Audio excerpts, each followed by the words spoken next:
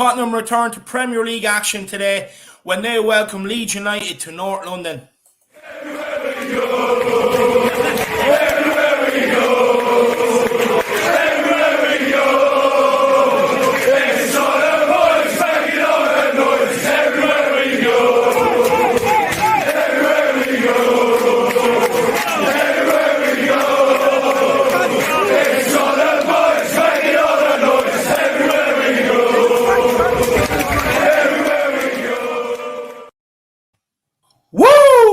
Guys, you know what time it is. It's your boy David at the Irish Hotspur, Ireland's #1 Spurs fan, bringing you match build-up, everything else you need to know for today's crunch tie, Tottenham versus Leeds United. We, of course, are joined by co-host Jack Kanicki, Dermot from Tottenham Tantrum Goal, and Philip Brady. Jack, how are you keeping, my man? Keeping well, David. Smelling the coffee. Looking forward to maybe what the questions are today. Maybe a bit too prepared, I would say, with Stats with Jack. Maybe this is the time now I wake up with all the optimism. Last night, I was kind of waking up with a bit of nightmares from what I was kind of talking about with Leeds. Hopefully now with today, I'll have that optimism that, we definitely provide over here. No, 100%. Absolutely pumped. And everybody, big Jack up. It's 7 o'clock in the morning where he is, and he's up out of bed. Absolutely raring to go for this one. Philip Brady, how are you keeping, my man? I'm good. Yeah, can't wait for this afternoon. I think we all think this is the start of the Conte era today, the first home game in the Premiership. I'm expecting big improvements on the previous managers' setups and everything. So, yeah, it's going to be a good day for Spurs. No, I cannot wait. And of course, Philip, the OG as well, Channel OG. Everybody loves to hear what he has to say. We have to get him for these pre-match shows, listening to his thoughts going into the game. And, of course, we are joined by another channel legend, Dermot from Tottenham Tantrum Goal. Dermot, how are you keeping, my man? I am fine. I am buzzing. I am ready for today. We're going to beat Leeds. We're going to start the Conte train. We're going to bust through the Premier League, and on we go. That's what I'm talking about. But as always, of course, we like to see what other Harris Army members, Flat Cap Army members we have in the building that's waking up this early to join us as well.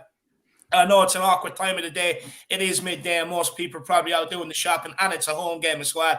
A lot of people going to the game. But let's see who we have to join us from around the world. We have Celery Agent. Big up, Celery Agent. I hope you're keeping well, my man. Chris is in the building. He says, happy Spurs Day, everyone. Come on, you Spurs. Come on, you Harris Army. Come on, you Flat Cap Army. Big yourself up, Chris. Good to see you in. Dark Sung G says, ladies and gentlemen, with all Spurs fans attending the game, it's showtime from New York to Kildare. There are the undefeated YouTube channel in the world, the Irish Hotspur and Statsman Jack. Absolutely love it, Dermot. Big up, Dermot. We'll have to start getting Dermot to write our little intros into the show for us, stuff like that. It's absolutely brilliant. Dark Sung G21 is in the building. He says, come on, you Spurs. I still expect a 3-1 or 3-2. Kane to get 3 assists for Son, Reggie, and Royale goals. Man United sacked Ollie too late. We have Conte while they have no one available to bring in. Maybe Zidane, but not likely. Yeah, Ollie got a shoe shiner. Look, of course, there's adverts in the papers already advertising, buy one shoe, get the other shoe shine for free. By Ollie got a shoe shiner. Look, of course, jobless today. I'll be honest with you, actually. I had a bit of a soft spot for Ollie. I did like him, to be fair. But, yeah, look, it's sad because the downfall United was well and truly on. They should have kept Conte. Or they should have kept Solskjaer. I'm Solskjaer in all the way. But look, maybe they might line up Zidane, Dark Sung G. Big yourself up, my man. We also have the regular going for a 3-1 win today. Should be a good game with the night game atmosphere and Conte in charge. Come on, you Spurs. Big up the regular. I hope you're keeping well. COVID-99 is in the building. We're still a million miles away from how Conte wants his team to set up, but maybe he's got the defensive side in order. I just can't see it being high scoring, so I'm going for the 1-0 win. No, fair play, Kuv. All the stats suggest it won't be, but we'll wait and see. Capman Jess says, good morning, Harris Army, Flat Cap Army. It's going to be a good day today for us. I can feel it. Still only 6:52 a.m. here, but I'm ready to go. Come on, you Spurs. Legend. Big up, Capman. You know what Jack is going through right now, so the tiredness and all. Legend. Fuck, my man. Chris says, big up Dermot, Coover, Dark Sung G, and Catman Jess. He's bigging everyone up in the chat. And we also have Jay Greenham. He says, our season starts now. Come on, I couldn't agree more, J-Boy. Big up, J-Boy, and I hope you're keeping well, my man. Kenny is in the house. Come on, you Spurs. Let's bloody win 4-1. I absolutely love that, my man. The optimism. Big up, Killian. Faz Radfar, big up, guys. Let's stay positive and hope if Winky won't perform in the game like a wanky. No, I couldn't agree more, Faz. I couldn't agree more. Look, let's see what he can offer today. He did play in the 3-0 last year. Let's see what he has to offer. Adam, 1 year anniversary today, lads. Congrats, Dave. It is, my man. It is the 1 year anniversary today. I believe it is the 21st of November. It is, Adam. You're spot on. It is the anniversary today. Big yourself up, my man. Yeah, look, just quickly, look, it's been an absolute roller coaster, I have to say. I'll be honest with you, I never imagined even approaching 5K. It's absolutely amazing. I always say, if I had 50 people listening to me, I would have been amazed. So it's absolutely brilliant. Adam, I have to say, it's just been an unbelievable journey. It's completely changed my life. You know what I mean? I have to say. But Jack, of course, you've been a massive part as well. What's your thoughts? I mean, I definitely, joined, maybe halfway through on the train, towards, this sort of, towards these sort of heights. But I will say, David, I think it's definitely your day as much as it is, the whole Harris Army's day. Definitely also the whole Harris Army that have brought you to this point. They should be patting themselves on the back. They should be giving themselves a clap, maybe even having a toast to themselves because, they brought you here, Dave. They brought me here as well. They've invited me in like a family member. It really has been honestly sensational how much we've seen this channel grow and how much we probably will hopefully continue to grow as well. But really, I just want to say from the bottom of my heart, actually, personally, very much a thank you to the Harris Army for also making me feel so welcome, for giving David all the props that he deserves, for giving, bringing him up to the position that he is. Just want to also to the Harris Army, to everybody in the chat right now that I know have been here since the beginning, lots of them, just want to big them up. And it is very important, guys, that, you enjoy this day with us because, look, as much as, we run the channel or we come up with the shows and whatever else, it's your channel, guys. At the end of the day, it's nothing without you guys. You guys have made the channel what it has grown to over the last year. You guys make the shows by coming on, giving your answers in the chat, helping support with super chats and everything else out there.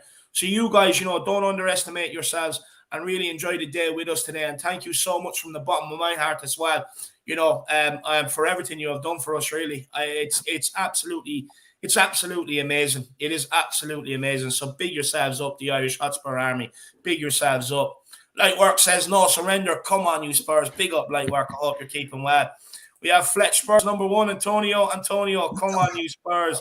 Elias is in the house. Big up, David and Jack, some absolute legends. Big yourself up, Elias. I hope you're keeping well, my man.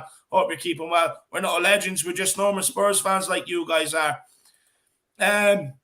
Catman Jess says, congrats to 1 year on the Harris Army, David, and thank you for everything you do for us and creating this channel family for us to all enjoy each other and each other's fanship and to many more years. Look, you're the ones that create the community and the kind of atmosphere around the channel, guys. You guys are the ones that do that, so big yourselves up, exactly. Everybody. Celery telling everybody to hit that like button. Derek Hutchinson's in the house. Big up, guys. Spurs 4-1 today. Come on, you Spurs. Come on, Derek. Let's get it in. Let's get it done, my man. Let's get the job done. The Bertie 1008. Big up, you guys. Happy anniversary, David. Many more to come. Spurs 4, Leeds 1. Come on, you Spurs. I hope there is, Bertie. But I love the optimism, my man. Big yourself up. We also have Coys. Hashtag Coys. Let's go. 3-1 Spurs. Absolutely love it. Come on, let's have it. Kieran's in the house. First game I get to go to since the new stadium. Well, Kieran, you go and enjoy that game, my man. Enjoy the living crap out of it. Sing that as well. And hopefully it rains goals for you, my man. Breathe in the winning air, Kieran. Breathe in the Italian air. No, exactly. Make sure you get a nice pizza after the game to celebrate as well. Sanuska Ram Shunder says, hello all. Feeling pumped. Come on, you Spurs. Come on, you Harris Army. Come on, you Flat Cap Army. Of course we are. We're absolutely buzzing. Look, there's no better time to be alive when Tottenham Hotspur are taking on Man Bun FC. Honestly, the amount of man buns you're going to see running around there today, it's absolutely ridiculous. Trust me, count them. I watched them there a couple of weeks ago. I think there was 4 or 5 players running around with Danny Kiriakou man buns. RJ Moon says, I have son in my fantasy Premier League team. I hope he'll have a good game. He will. He will. It gets in them central areas. He's going to score. He is going to score. Mary W says, let's go. Winksy. It's Winky Mary. Conte calls him Winky now. He gave him the nickname. Going to score 30-yard screamer, Winky and Hobby in midfield. Let's hope it happens. Can even hit it 30 yards. Have more respect for Solskjaer. Yeah, He's not my manager, so I don't have to. Anyone that's not at Tottenham Hotspur, I do not respect. Let me put that on No, record. David, I kind of see where Mike is coming from. I kind of saw something building over there. I feel like a bit down. The Ole got sacked. We kind of saw something building over there. We saw, maybe the momentum starting to come back for him. I thought he was sacked a bit too soon, if you ask me. So I totally agree, Mike. Totally agree. Para Miguel Escoberto, hello everyone, happy anniversary. Come on, you Harris Army, come on, you Flat Cap Army, come on, you Spurs. Big up, Paro, all the way from Lagos, my man. I hope you are keeping well. Orange Fantasy, hi David and Jack. Orange Fantasy, I hope you're keeping well. Big yourself up, my man. Big yourself up. And we also have JC. He says, big up Dave and Jack and the panel. Congrats on the 1 year anniversary. Onwards and upwards. Come on, you Spurs. Big yourself up. And Jameson, he is a Leeds fan. He says, sorry lads, James is on fire. Yeah, look, we'll wait and see. Jameson or James. Is on fire as a candle. Is on fire as a candle. I mean, he really hasn't done anything. So, I mean, if that's what on fire is. And Brad Matthews, big up Brad Matthews. Really appreciate the support, my man. He says, switch my TV on and thought the Beatles had reformed. Big up, guys. Congratulations on the anniversary. We're really optimistic about Spurs. Come on, you Harris Army. The Beatles, lads, not a bad comparison. I'll take that. Yeah, so would I. Well, Philip Brady probably would be. I think he would be on base maybe for this one. But No, Philip, where would you be? Ringo. I'd be Ringo. Right. I'm going to take Paul McCartney. Absolutely love David it. and I will be battling for Lennon. We'll be battling for Lennon, but there you are. But honestly, absolutely love it, though. The Beatles, I do absolutely love it. I would have said East 17 or a bit of Westlife or something like that. But the Beatles, I'll definitely take. Look, thank you on the anniversary, Brad. Of course, you've been a massive part of the channel as well. The fan shows and everything else. People absolutely love hearing what you have to say. So thank you for everything you've done for us as well, Brad. And enjoy the game today. I presume you are going. It is home. You don't miss a home game, Bradley boy. But big yourself up, my man. We also have Dark Song G21. Son scored his 100th goal for Spurs against Leeds last season, if I remember correctly. So I feel Son will have a field day against Leeds. Youths on the bench. Yeah, look, Dark Song G, he did. In the home game where we bet them 3-0, he did score his 100th Spurs goal. Look, hopefully he will score today. I'm going to keep saying if he picks up positions in central areas, he will get shots on goal today. 100% he will. And of course, Jack, he's always a big narrator for the youth on the bench. He loves it. No, it's a two-part here for Dark Sun G. I would say Dark Sun G, it's kind of funny about Sonny. It seems like every team, they're afraid of Sonny. It feels like he's kind of their bogeyman for every team. I'll be lucky to find a team that, has said that they've ever handled Sonny. I honestly, Dark Sun G, if you ever find that stat, let me know, because it seems like every team we come up against, he scored whatever, historic goal. He scored X amount of goals. That's more than anyone else. And then as well, like you always say, and always I want to see in Dark Sun G, I hope eventually they do oblige to you where they give you those youths on the bench, the Marcandis of the world. I'd love to see Divine eventually come out of the woodwork and maybe have a bit of a feature as well. There's so many out there that I want to see. Harvey White is someone that I know you've been wanting to see for some time as well, Dark Sun G. But definitely, I feel like Sonny is the bogeyman for every team. I really do feel like that, and honestly speaks to his class. No, it definitely does. It definitely does. Big up Dark Sun G, my man. I really appreciate the support, brother. And kudos. He wants a cricket score. He took the words right out my mouth. Big up kudos. Absolutely love it, my man. Big yourself up. Everybody, make sure you absolutely obliterate that like button. Absolutely ridicule the living crap out of that subscribe button. Let's see how far to 5K we can push it today. We're about 140 off. Let's see if we can get any more towards it. And of course, guys, look, get your super chats in. It gets you to the very top of the queue. Look, it's Christmas out there. There's loads of items on the shelf. Look, when I get down to my McDonald's, I know they're getting low on the milkshakes. I get out my car. I walk all the way around the drive-thru and get there early just to get my milkshake, guys, so that no one else can steal the last large vanilla milkshake that's in the container. So I get it. So basically, guys, what I'm saying is get your super chats in. It skips you to the very top of the queue, and they're always lead to great talking points. And they always bring the best out of myself, Jack, Dermot, Jack, or whoever else may be on with us, always brings the best out of us as well, guys. But look, do not worry. We know Christmas is coming up. We know some of you guys are randy out there. You have lots of large families. You have a lot of people to buy for. Do not worry. We like to make sure everybody is included. So, guys, Get your comments in the chat regardless, and we will get them up on screen. But look, we may as well get into it. Well, a few more people after coming in, so we're going to have to welcome them. We have Yassan Shakur, no complaining though. He says it is not too early for pre-match pump-up. Match starts at 4:30. Never too early, my man. This is the pre-pump up to the pre-match pump up. You got to get it right, Yasin. You know, this is where you get just probably 4 hours of, you know, beautiful pre-match pump up sedation. I'll tell you that. You just get so much of it all at once, you know, and you start bright and early and you get to continue it to the rest of the match. So this is the pre-pump up to the pre-match pump up, my man. Look, every day Spurs are playing, my man. It's like Christmas morning, you know what I mean?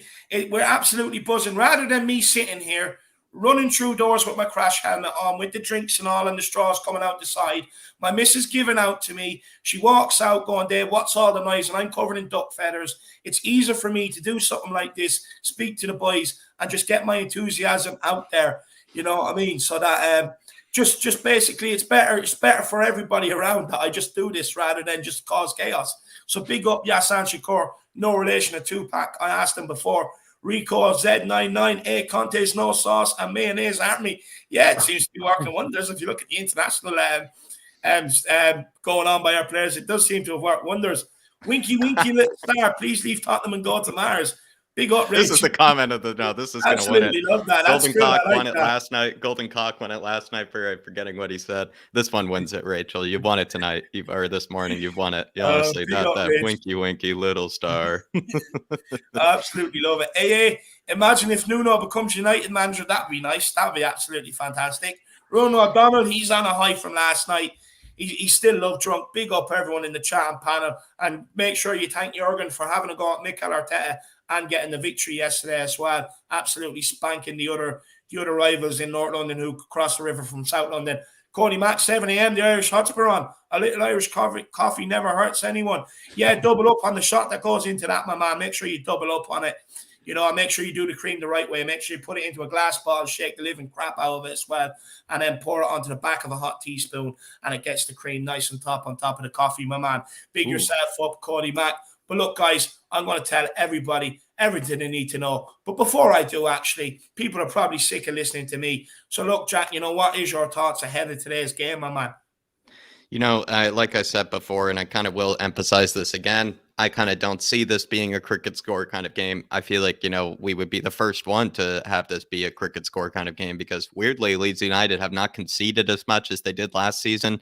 Of course, last season, we recall them being a team that, you know, probably let goals go in, you know, left and right, but then they would kind of match it with their own goals and they would just be high paced kind of sort of games, almost basketball, cricket like kind of games. And nowadays, it seems like that's not the case. Something Marcelo Bielsa has done, maybe has allowed it so that they don't really concede as many. But then if you rewatch some of their games, though, I'm a bit optimistic because they do get away with a lot. There are a lot of moments when their defenders, you know, are probably thinking they're lucky stars that, you know, deflection went the right way, or, you know, maybe a bit of a misplaced pass, you know, didn't hurt them too much. So if we're on the ball tonight, if we have Sonny and Harry Kane firing, if we have them, you know, seeing each other, looking up for each other, I think they're really going to struggle, especially with that high line that they play. I'm just looking forward to lots of goals, but I am going to stick with the 1-0. And then maybe the more we, you know, progress into this pre-pump up, I'm probably going to go to the 3-4 nils, 5-0, Dave. No, absolutely love it. Look, by the end of it, you're going to be talking cricket scores, Jack. But look, guys, everybody, get your thoughts in the chat. Let me know what your thoughts are ahead of today's game. Philip, what's your thoughts going into today's game, my man? Well, I think initially I'd like to say it's going to be a tough day for Sky Sports today. We're going to have to break into their 24-hour coverage of Manchester United to actually show our match. You know, I mean, I really, really feel sorry for them that they're going to have to break off this inquest they're having at the moment. And actually, there's actually still football going on outside Manchester, you know. But anyway, yeah, I think this is going to be a tough enough game. I remember the game last season against Leeds where they gave us a bit of a runaround for the first 20 minutes. And then we got the handle of and got the penalty, got Son's goal, and then got the Alderweireld one that just crossed the line. We won comfortably in the end, but no team of Bielsa's is easy to beat. Never, ever have been. So I'd be kind of inclined. I don't think it'll be a high-scoring match. I think it'll probably be something like 2-1 to Spurs, and hopefully more. But as long as we get the win, I don't really mind what score it is. Yeah, that's true. That is true, 100%. Absolutely love the Sky Sports banter as well, Philip. You're relentless when it comes to fraud sports. I absolutely love it. But you know what's going to happen? Like, you can see it already. They'll talk about Tottenham Leeds 15 minutes before the game, and everything else will be Gary Neville drying his tears. I actually put a good video in the group chat today, if anyone's seen it, about Gary Neville and Paul Scholes and all. If not, go and check it out. It's hilarious. It's absolutely hilarious.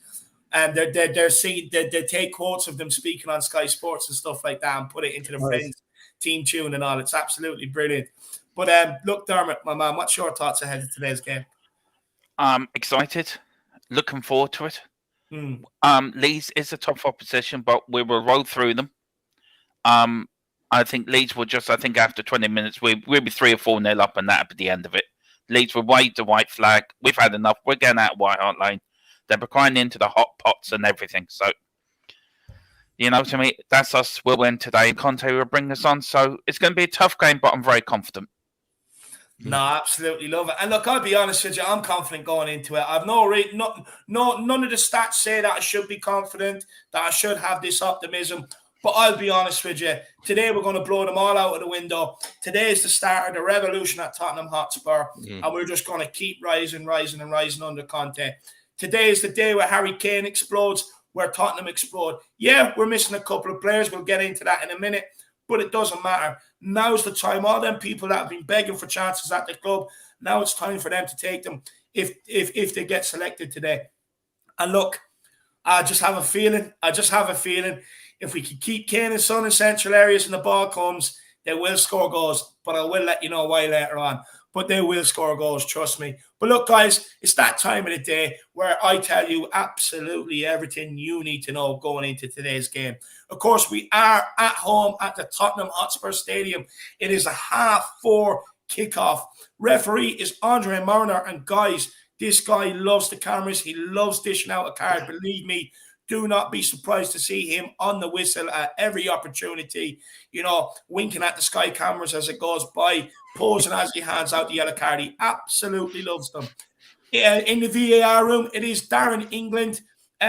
So, guys, if there's any decisions that aren't right, make sure you at him on Twitter, get at him and tell him that he should never be there again. Of course, it is on Sky Sports over here for anybody in the UK and Ireland. And don't worry, you guys that are up early, just like Mr. Kanicki here, we've got you covered. It's on NBCSN as well for you guys across the pond. Of course, but make sure you do tune back in here for the best time of the day, which is 4:20 p.m. for the watch along Tottenham versus Leeds United. Make sure you tune back in here for that watch along and join us. It's just going to be absolute vibes. It's going to be a good game. We're going to unleash goals. We're going to win. Harry Kane's going to return to scoring form, and it's a 1-year anniversary. So make sure you come and join us. And of course, guys, as always, the pre-match pump-up specialist is back in business at 3 p.m. today over on We Are Tottenham TV. Get the crash helmets on, unbuckle the seatbelts. Make sure all the doors are open in your house because you will have to replace them. Because by the time we're finished, Brains McLeod always says it. You come in doom and gloom and you leave thinking you're going to win 5-0. So make sure you do tune in for that over on We Are Tottenham TV starting at 3 p.m. Stats, Tottenham, we are 10th in the Premier League. As of today, we have played 11, won 5, drawn 1 and lost 5. We're sitting now at 16 points. Our last 5 games, we have won 2, drawn 1 and lost 2 in the Premier League. But guys, if we win today, we can push up into 7th. Of course, same points as Wolves, who occupy 6th. And then from there on, we have a nice couple of easy games as well that we should be winning to get inside the top 4. Today is the 100th meeting between the two teams, believe it or not. The last time Leeds actually beat us at our place was 2001 with goals from Ian Hart and Lee Boyer in a 2-1 victory. Wow. Only Norwich have fewer goals than us in the Premier League. Norwich now with 7 goals after yesterday's game and Tottenham with 9. Considering that this time last season, Son had 10 goals already and Harry Kane had 8. We are dramatically underperforming in the goals. Of course, only two more goals in the Premier League than the team sitting bottom. It's not good. The last time we failed to score in the last 3 league games was all the way back to 2006. Oh no, it's sorry. The last time we went 4 games without scoring was 2006. So we don't want to go today without scoring. We want goals. We don't want that sort of record. Kane, of course, he's gone 5 games now without scoring in the Premier League for the first time since 2016. And the last shot on target for Tottenham was in the 44th minute against West Ham. That's 226 minutes in the Premier League without a shot on target. The last shot coming from Harry Kane. It's absolutely unbelievable. It's not good. Leeds, of course, they sit 17th in the Premier League, playing 11, winning only 2 games this season, drawing 5 and losing 4. They sit there on 11 points. Their last 5, they have won 2, drawn 2, and lost 1. The last 3, they haven't lost. They have lost only 1 of the last 5, which is pretty impressive for Leeds, considering how far they are down the table. They have lost their last 4 at Tottenham as well, guys, since they've been promoted. And they have not kept a clean sheet in any of their 5 Premier League away games either. Leeds have drawn 5 already this season, which is the same amount as all of last season. Patrick Bamford is a guy, he picked up 17 goals last season, but it's not about him today. He's been out injured. It's all about Rafinha. He has scored 45% of Leeds goals in the Premier League this season, which is absolutely insane. I'm going to go through the players injured, and then I'm going to bring up a couple of pictures for you with stats on it for the danger men today, which will be Son and Rafinha, and we'll let Jack walk you through them. Players injured for Tottenham, of course. Skip is suspended after picking up 5 yellow cards already this season. He gets that 1-game suspension, which comes into effect today. Romero is out with the hamstring injury. It is unknown how long he is out for. I believe I've seen something like he has to wait 10 days for like swelling and all that sort of stuff to go down. I'm not sure exactly, but to be able to get his scan, which is insane. Lo Celso is doubtful. He does have a bit of a niggle. You might see him on the bench, but I'd be very surprised to see him start. And of course, I am a believer, you know what I mean? And Brian Gil-Messi is back today. He should be back in action. Might not start, probably be on the bench. And Sessegnon is returning as well, both back from injuries. Leeds, they have Patrick Bamford out with the ankle, 17 goals taken out. Absolutely brilliant for us. I believe Ayling, I'm not sure whether he will be back today or not. I believe he could be out. I think he is out. He is out there, yeah. And Firpo and Shackleton do return. Junior Firpo and Jamie Shackleton do return to action. But look, Jack, I'm going to bring up the danger men here for you now. And let's just get your thoughts on them and see what your thoughts are. You can run through them here. So the first one we will bring up is Son. So Jack, run us through it. Yeah, so everybody, as we did on Stats with Jack, a bit of a kind of a recap. Sonny has been our key player this entire season, the most shot-creating actions, which is basically a fancy way of saying chances created, with 31 so far this season. The most key passes with 18. A key pass is basically a pass that leads to an assist, a pass that leads to a goal, a pass that leads to a big chance created, a key pass, as it says right there, the most in our whole squad. The most passes completed into the penalty area. I'm pretty sure Reguilon has the most, but he has the second most. Second most players dribble pass with 16. I'm pretty sure Lucas has more, but Sonny has still been skinning men for a living this season. The most progressive passes received, which is a pass of 10 yards or more. He has received more than almost any other striker, I believe, actually in the Premier League as well, when you think about it. So Sonny is your guy to maybe put a ball in behind to. He is your guy to basically just launch it forward towards. And he also has some of the most carries into the penalty area in our entire squad as well, with 9. And that is a fantastic stat. And he gets into the box with a ball. He's not afraid, to dribble at his man and get inside the 18 and then make something happen from there. Second most carries into the final third with 22, which is a great stat as well. The most touches in the attacking penalty area with 43. I'm pretty sure Harry Kane is catching up to him with 41. But Sonny does have the most touches in the opponent's attacking penalty area with 43, and he does have the most shots and the most shots on target in entire squad. Basically, what I might say about that is just simply Sonny, this entire season in the Premier League especially, has been our key player. He leads in almost all the important stats. Lucas is actually quite high up there in some other stats that, are very, very important as well. But Sonny, as always, is the key player. But hopefully maybe he can get a bit of support from the other attacking line, as well as the midfield, as well as the fullbacks, because certainly I feel like Sonny is carrying a bit too much burden on his shoulders at the moment, a bit too much weight. So hopefully there can be some other players that help him out. No, 100%, 100%. And look, Jack, I'll bring up Rafinha's as well here. Let's run through this. Leeds danger man. Of course, like I said, 45% of Leeds Premier League goals this season. I mean, with Rafinha, guys, you're just talking about basically Leeds' best player. I mean, you could just tell by even just a pattern there. All of that says most. And all of those most are basically any metric that there is when it comes to being able to, be an effective forward. Most goals, most shots on target, most key passes, as I described earlier, most progressive passes, most crosses, most chances created, most successful dribbles that lead to a shot with 4, which is actually, I think, double any of our players as well in our whole squad. Most players dribble past with 26. I'm actually, funny enough, I do think Lucas has actually dribbled past more players this season than actually Rafinha has. But Rafinha, everybody, this guy skins men for a living. This guy, really, I'm terrified of what he could do to our defense. I've seen him embarrass the likes of Van Dijk. I've seen him embarrass some of the best defenders in the Premier League. And now I feel like, him going up against Ben Davies, I am very, very worried. The most megs, and I believe he has some of the most megs for his position in the entire Premier League with 7. That just speaks to how many players he skins. Most touches in the attacking penalty, like Sonny, with 47. And the most carries into the penalty area with 14. Those carries are very impressive because that, I believe, is close to double most of the players in our own squad in the forward line. So when you think about that as well, I mean, Rafinha, he plays very direct, very fast, very aggressive, and he loves to skin a guy for a living. So I will say Rafinha is the one that I will probably just be, kind of just holding my breath, probably just looking away, probably might be skipping a few heartbeats, when he's going at some of our defenders, because seriously, that guy, I will say, I am terrified of. No, I definitely am, especially like you were saying, Jack. If you can get one-on-one with Ben Davies, it will be definitely a frightening situation. And of course, guys, I've got to say, Cock is out as well with with his pelvis. That is his name, Cock, by the way. I'm not making it up. But look, we'll start with Philip. Philip, how important is it we start on the front foot, start fast, attack, create chances, and lift the crowd from the off today? Get the crowd behind them nice and early. Yeah, well, what I don't want to see today is what I've seen too often in Spurs games recently in this season, is we kick off and we spend the first 2 minutes tip-tapping the ball around between the centre-backs and the full-backs. Yeah.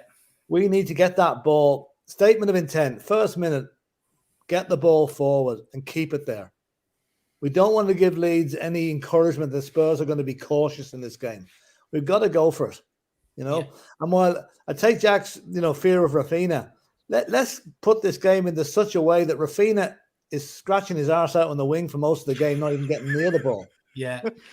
And that's the way it should be today. If Conte has done the work, I think he's done. Okay, he hasn't had the international players for very long. I think as far as I know, they were back on Thursday. So he's had 3 days with them. And he's had nearly 2 weeks with the other players. So I'm expecting to see a marked difference in intensity, in application, in commitment, and dying for the badge today, because the Conte era, in my opinion, starts now. No, 100%. I could not agree more with that. Jack, look, we know that Leeds usually like to start fast, they like to press fast, start pressing nice and early and get at teams. Can we put our game onto them by getting forward early, creating chances early and attacking early? Or is it a case we might have to slowly build into this game? I think we might have to slowly build into this game. Dermot even, I think, said, maybe without even meaning to say it, we kind of need to survive that first 15, 20 minutes with them, because they come out very hot and they come out very heavy. I will say with that, maybe then that might mean they might get a bit too overexcited, and, hopefully we can kind of be on the ball as well. We can be focused, and maybe we'll take advantage of that over-aggressive, kind of press that they do. Because the thing is that no matter how organized, no matter how good your press is, if you find that out ball, and if you find the right guy receiving that out ball, you basically can't easily score. You create a big chance. The whole point, though, is who in our team can find that out ball to the players that will be open.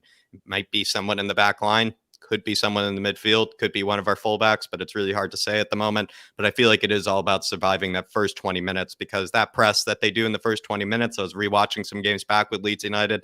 It's the same thing as last season. It's like watching everybody, honestly, it's like they must take something before the game or something like that, because they're honestly running on wheels. They're running everywhere, kind of going left and right. It's like, honestly, just kind of crazy, kind of almost just, I don't know, it's just chaos in the way that they kind of press people in the beginning of matches. I really hope that we don't really experience that. Maybe with them being away from home, they might not be as aggressive with it than they would be at home at Ellen Road. But I would argue that, with, with Spurs, considering we haven't dealt with presses too well this season. I feel like we just need to survive that first 20 minutes, and then hopefully they can tire themselves out. We settle into the game and then just start breaking them down from there. No, interesting, Jack. I have to say, it's a very good observation. But look, Dermot, Philip was talking about getting forward early. Jack was talking about Leeds pressing us early. We might have to sit in.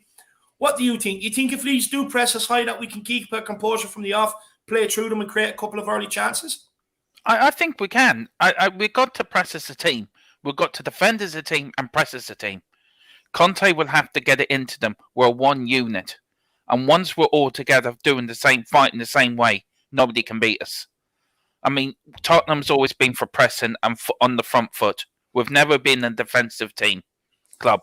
So we've got to get at them from the very beginning, like a pack of wolves. We've got to attack it in pairs or trees. We've got to attack each player that has the ball for Leeds and press them into a mistake and keep pressing them. We can do it. We did it against Man City. We did it in the first game against Chelsea, first half against Chelsea. If we can play like that today, then we shouldn't have a problem. And Conte will have them wound up.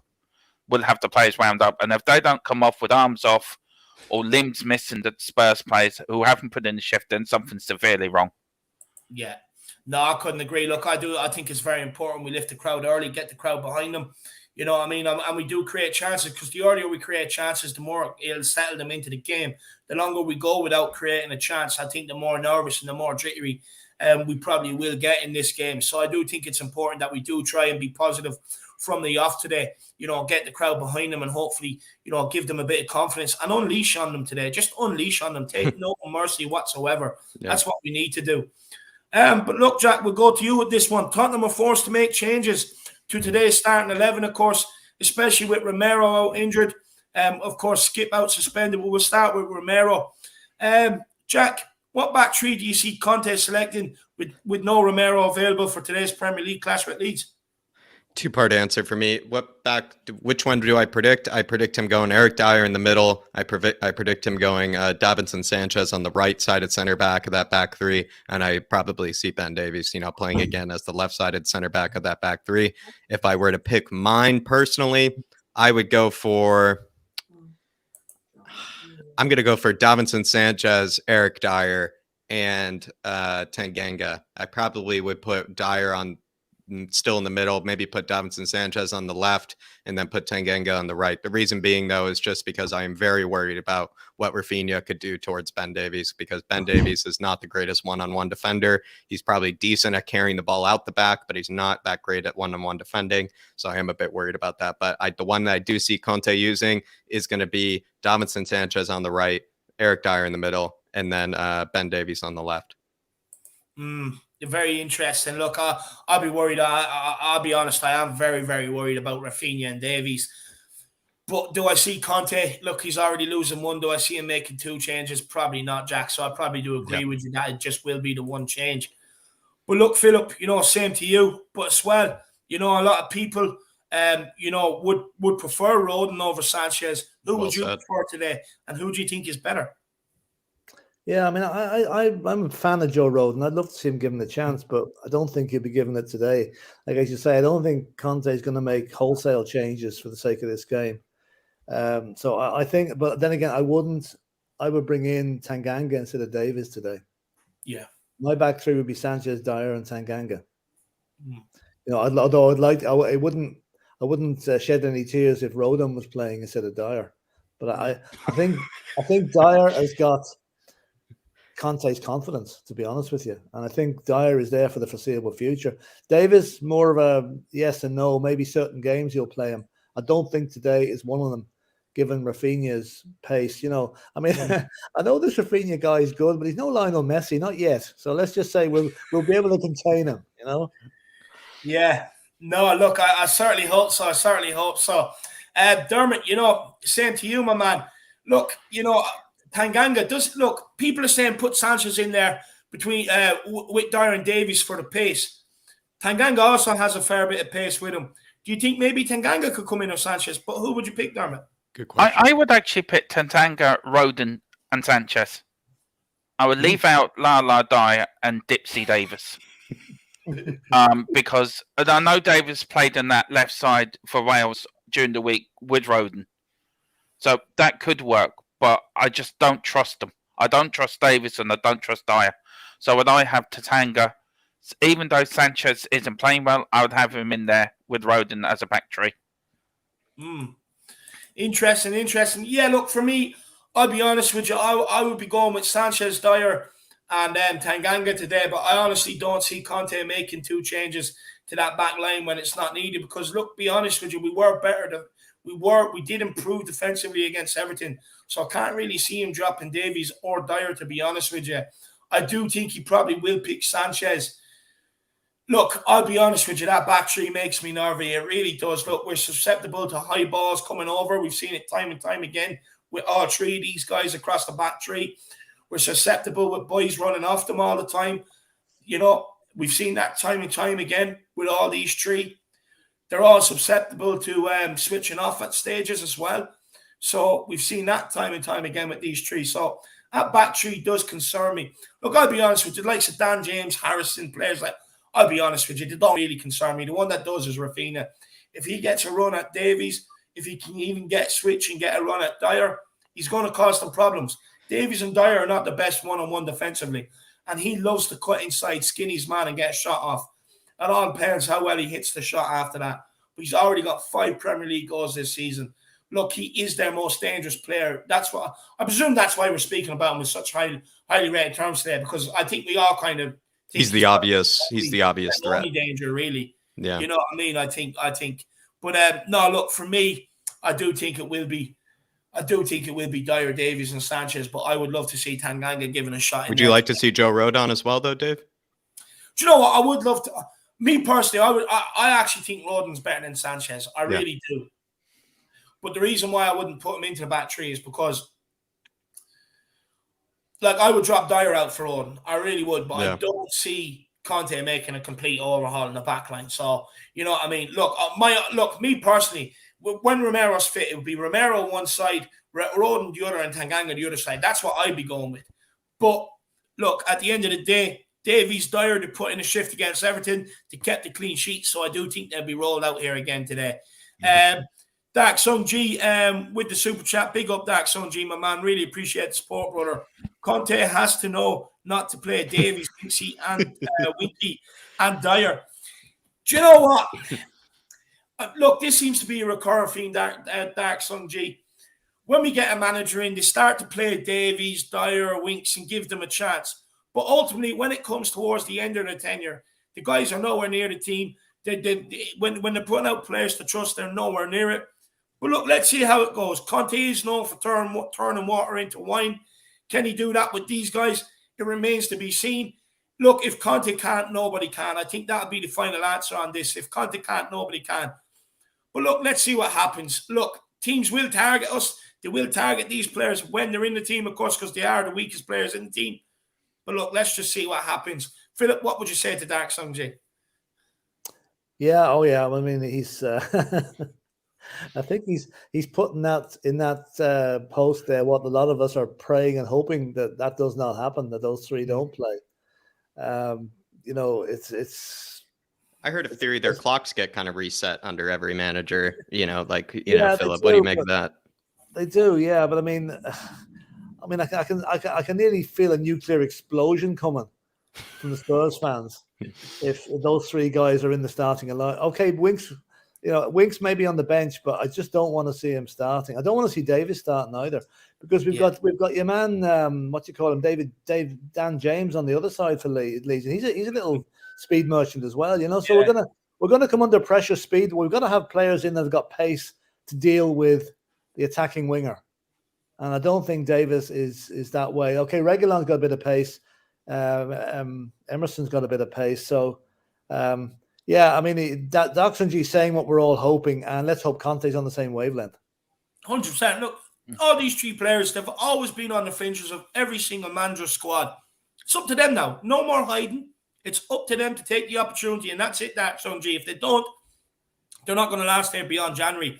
And Jackie also says at the same time, separately, I'm not worried, but... He's not worried because he's full of confidence like the rest of the Harris Army. He's full of confidence like the rest of them. I would probably argue, like maybe David brought up, it would be probably nice, especially in this game, considering all the pace that Leeds do have. Maybe having a ball playing sort of center back isn't as important. You want defenders that want to get stuck in for a living. Joe Rodon, I mean, he honestly speaks to that. I mean, the guy, honestly, all he cares about is just getting stuck in. He doesn't seem to care about anything else in life from the looks of it. So I will say it'd be nice to have someone like him maybe going up against the likes of Rafinha and Rodrigo and stuff, and then maybe have it Tanganga as well. And then when you think about it, Sanchez, Tanganga, Rodon, to a degree, actually more of their pacier kind of, speedier kind of back three, and probably would be able to handle that just fine.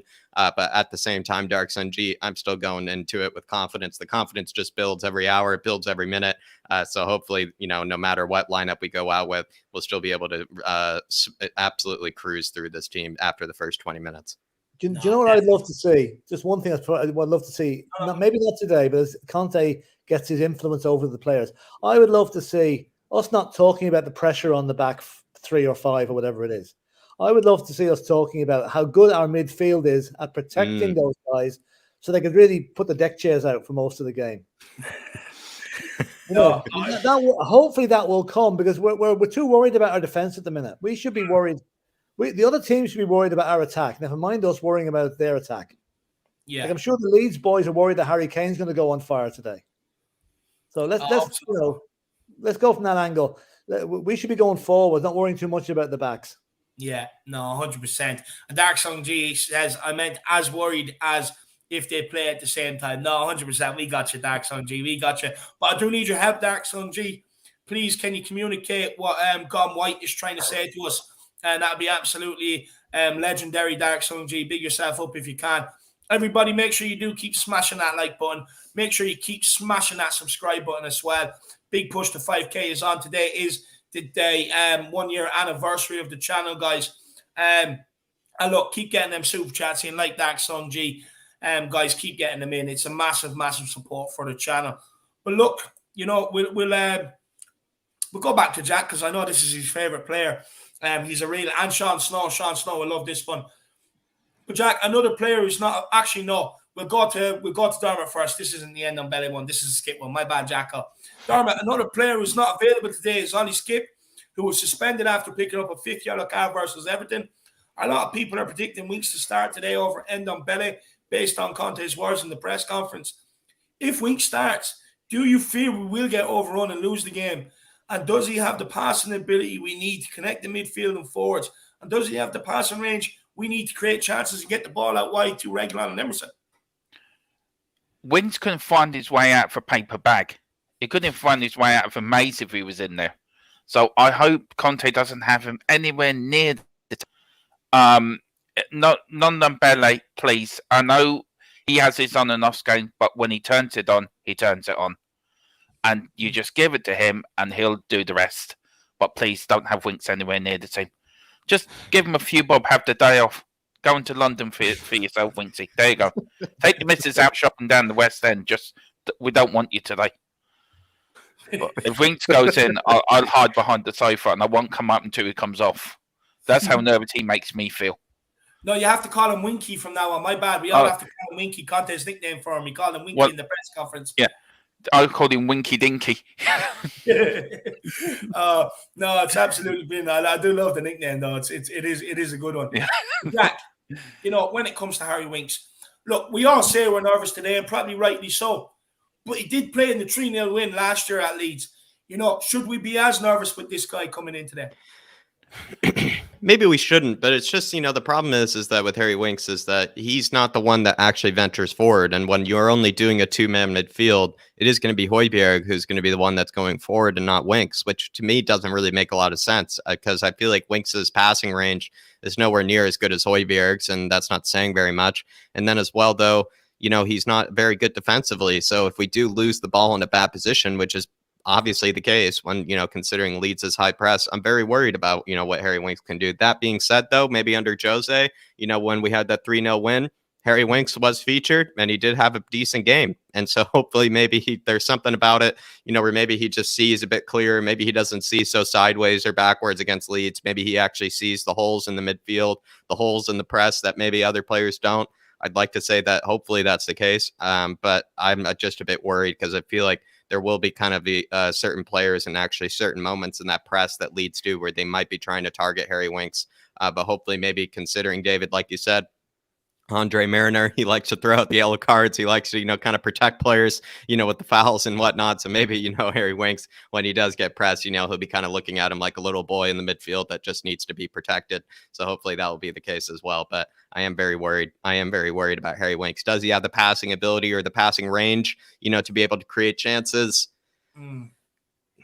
Hard to say. I guess against Leeds, maybe he did, but it's really hard to say. It really is hard to say. I just don't really feel like he has the passing range that all people would like to think that he does. And I would say Højbjerg's is probably better, which is why I would rather have Højbjerg sitting back deep and having Winks, venturing forward. But it probably will be Winks probably sitting deep, trying to, find the holes in that midfield, trying to find the holes in that press. And hopefully he's just seeing clear today.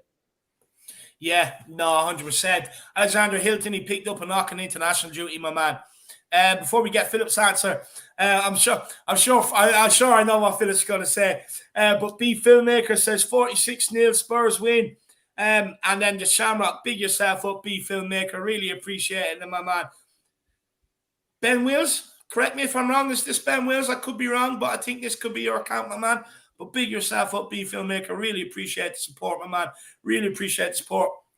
Philip, should we be nervous with Winks coming in today? Or do you think, that Conte might have given him a bit of a kick up the ass and we might see Pinky Winky perform today? Well, I think it's a bit of a tough one for Conte today, because if Ndombele, I can say it's between Winks and Ndombele, I think is more or less has been decided who gets the nod to start. Now, if Ndombele starts, who I think most of us would like to see in the starting lineup, problem there is he's only been off the Kep shop for less than 2 weeks. And the Leeds boys are going to swarm around him. He's going to be the focal point of their press if he plays. And I don't know whether he can handle it as well as Winks could handle it. Now, Ndombele's got more skill in his little finger than Winks has in his whole body. But for a game like today, it's a tricky one to actually call. I would love to see Ndombele start, but I have a feeling Conte might just go for Winks purely on a safety first basis to, he can deal with the press a little bit better. But that being said, I mean, Ndombele, some of these days, I keep saying it, it's got to come someday. It's going to show us really what he's made of. And whether against Leeds, probably not. I'd say more likely Brentford and Norwich should be the games that he could really come through and shine at. But I will say reluctantly, I think Winks may start today, Yeah. Do you know what? Look, for me, it's just the same as always. Whenever this guy plays, you best believe Bielsa's going to pinpoint him. He's going to send 2 players after him as soon as the ball's going towards him to try and pick his pocket. Every team is going to do it until Winks proves otherwise that he's capable of dealing with it, and then give them something to think about on why they shouldn't press him. Look, I'll be honest with you. I'm not the guy's biggest fan. I think he's just let Tottenham down time and time again. But at the end of the day, he starts today. I will try to get behind him from minute 1. But look, let's see how it goes. At the end of the day, he's been knocking on manager's door, asking for first-team football, this, that, and the other. Now is his time and his chance to prove that he is good enough. If he's given the chance there, just judging by the words in the press conference, because we will get onto Ndombele's the words that Conte said in a minute. But look, Winks, if I do think he would be selected based on what Conte did say, but look, he has to prove something today. He has to prove that he can deal with the physicality. I mean, no team's just going to sit off him and let him play. Premier League's not like that anymore. Yeah. So he's going to have to prove that he can handle that. Also, with the passing range, he's going to have to prove that he can get turned on the ball and play forward. There's no excuses today. You have Reguilon up super high one side, Emerson up super high the other side. You also have Son, Kane, and I'd say it'd probably be Lucas, all to play too. If Højbjerg is instructed to get forward, you'll have him to play too. Look, as well, it all depends what side Winks is on.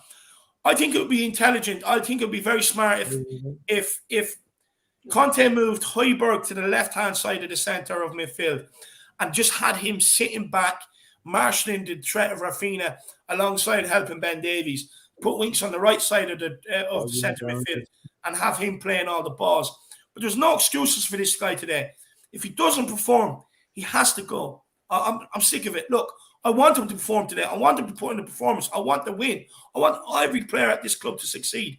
But it's up to him now. No more excuses. If he gets a chance, he has to take it. After that, I have no more sympathies left for the guy. The Truth Sets You Free says, love my Spurs supporters. Come on, you Spurs. Just woke up. Big up the Truth Sets You Free, my man. Smell the coffee, Truth. Yeah, exactly. Have an Irish coffee, lad. That's what Catman, Jess, Cody, Mac, and Jack are on, the Irish coffees. Have an Irish coffee, my man. Big game today. Get yourself out of bed. Get a shower. Wake up, my man. Have an Irish coffee. And let's get to it. Big up the Truth Sets You Free. Absolute legend. Dark Sun G21 says, Gambro, there's an older friend of him who wants to use Piscotzi, I think. I don't know how to write his name in Korean, but it's read out similarly. No problem, my man. Thank you so much for communicating that with us. You didn't even have to put it in the super chat, so really appreciate the generosity, Dark Sun G. But no, look, Piscotzi is a player I like. He's playing international football as well. Maybe it's just a bit too soon for him. Look, I do think some of these players over the course of the year and the summer, they might be able to play their way into Conte's team. But let's just see, especially even if they can make the bench and stuff like that. Let's see what Piscotzi has to offer. He had a good preseason, but look, he has to have a good year with the under-23s. And then once he gets his chance in the senior team, again, he's going to have to take it under Conte.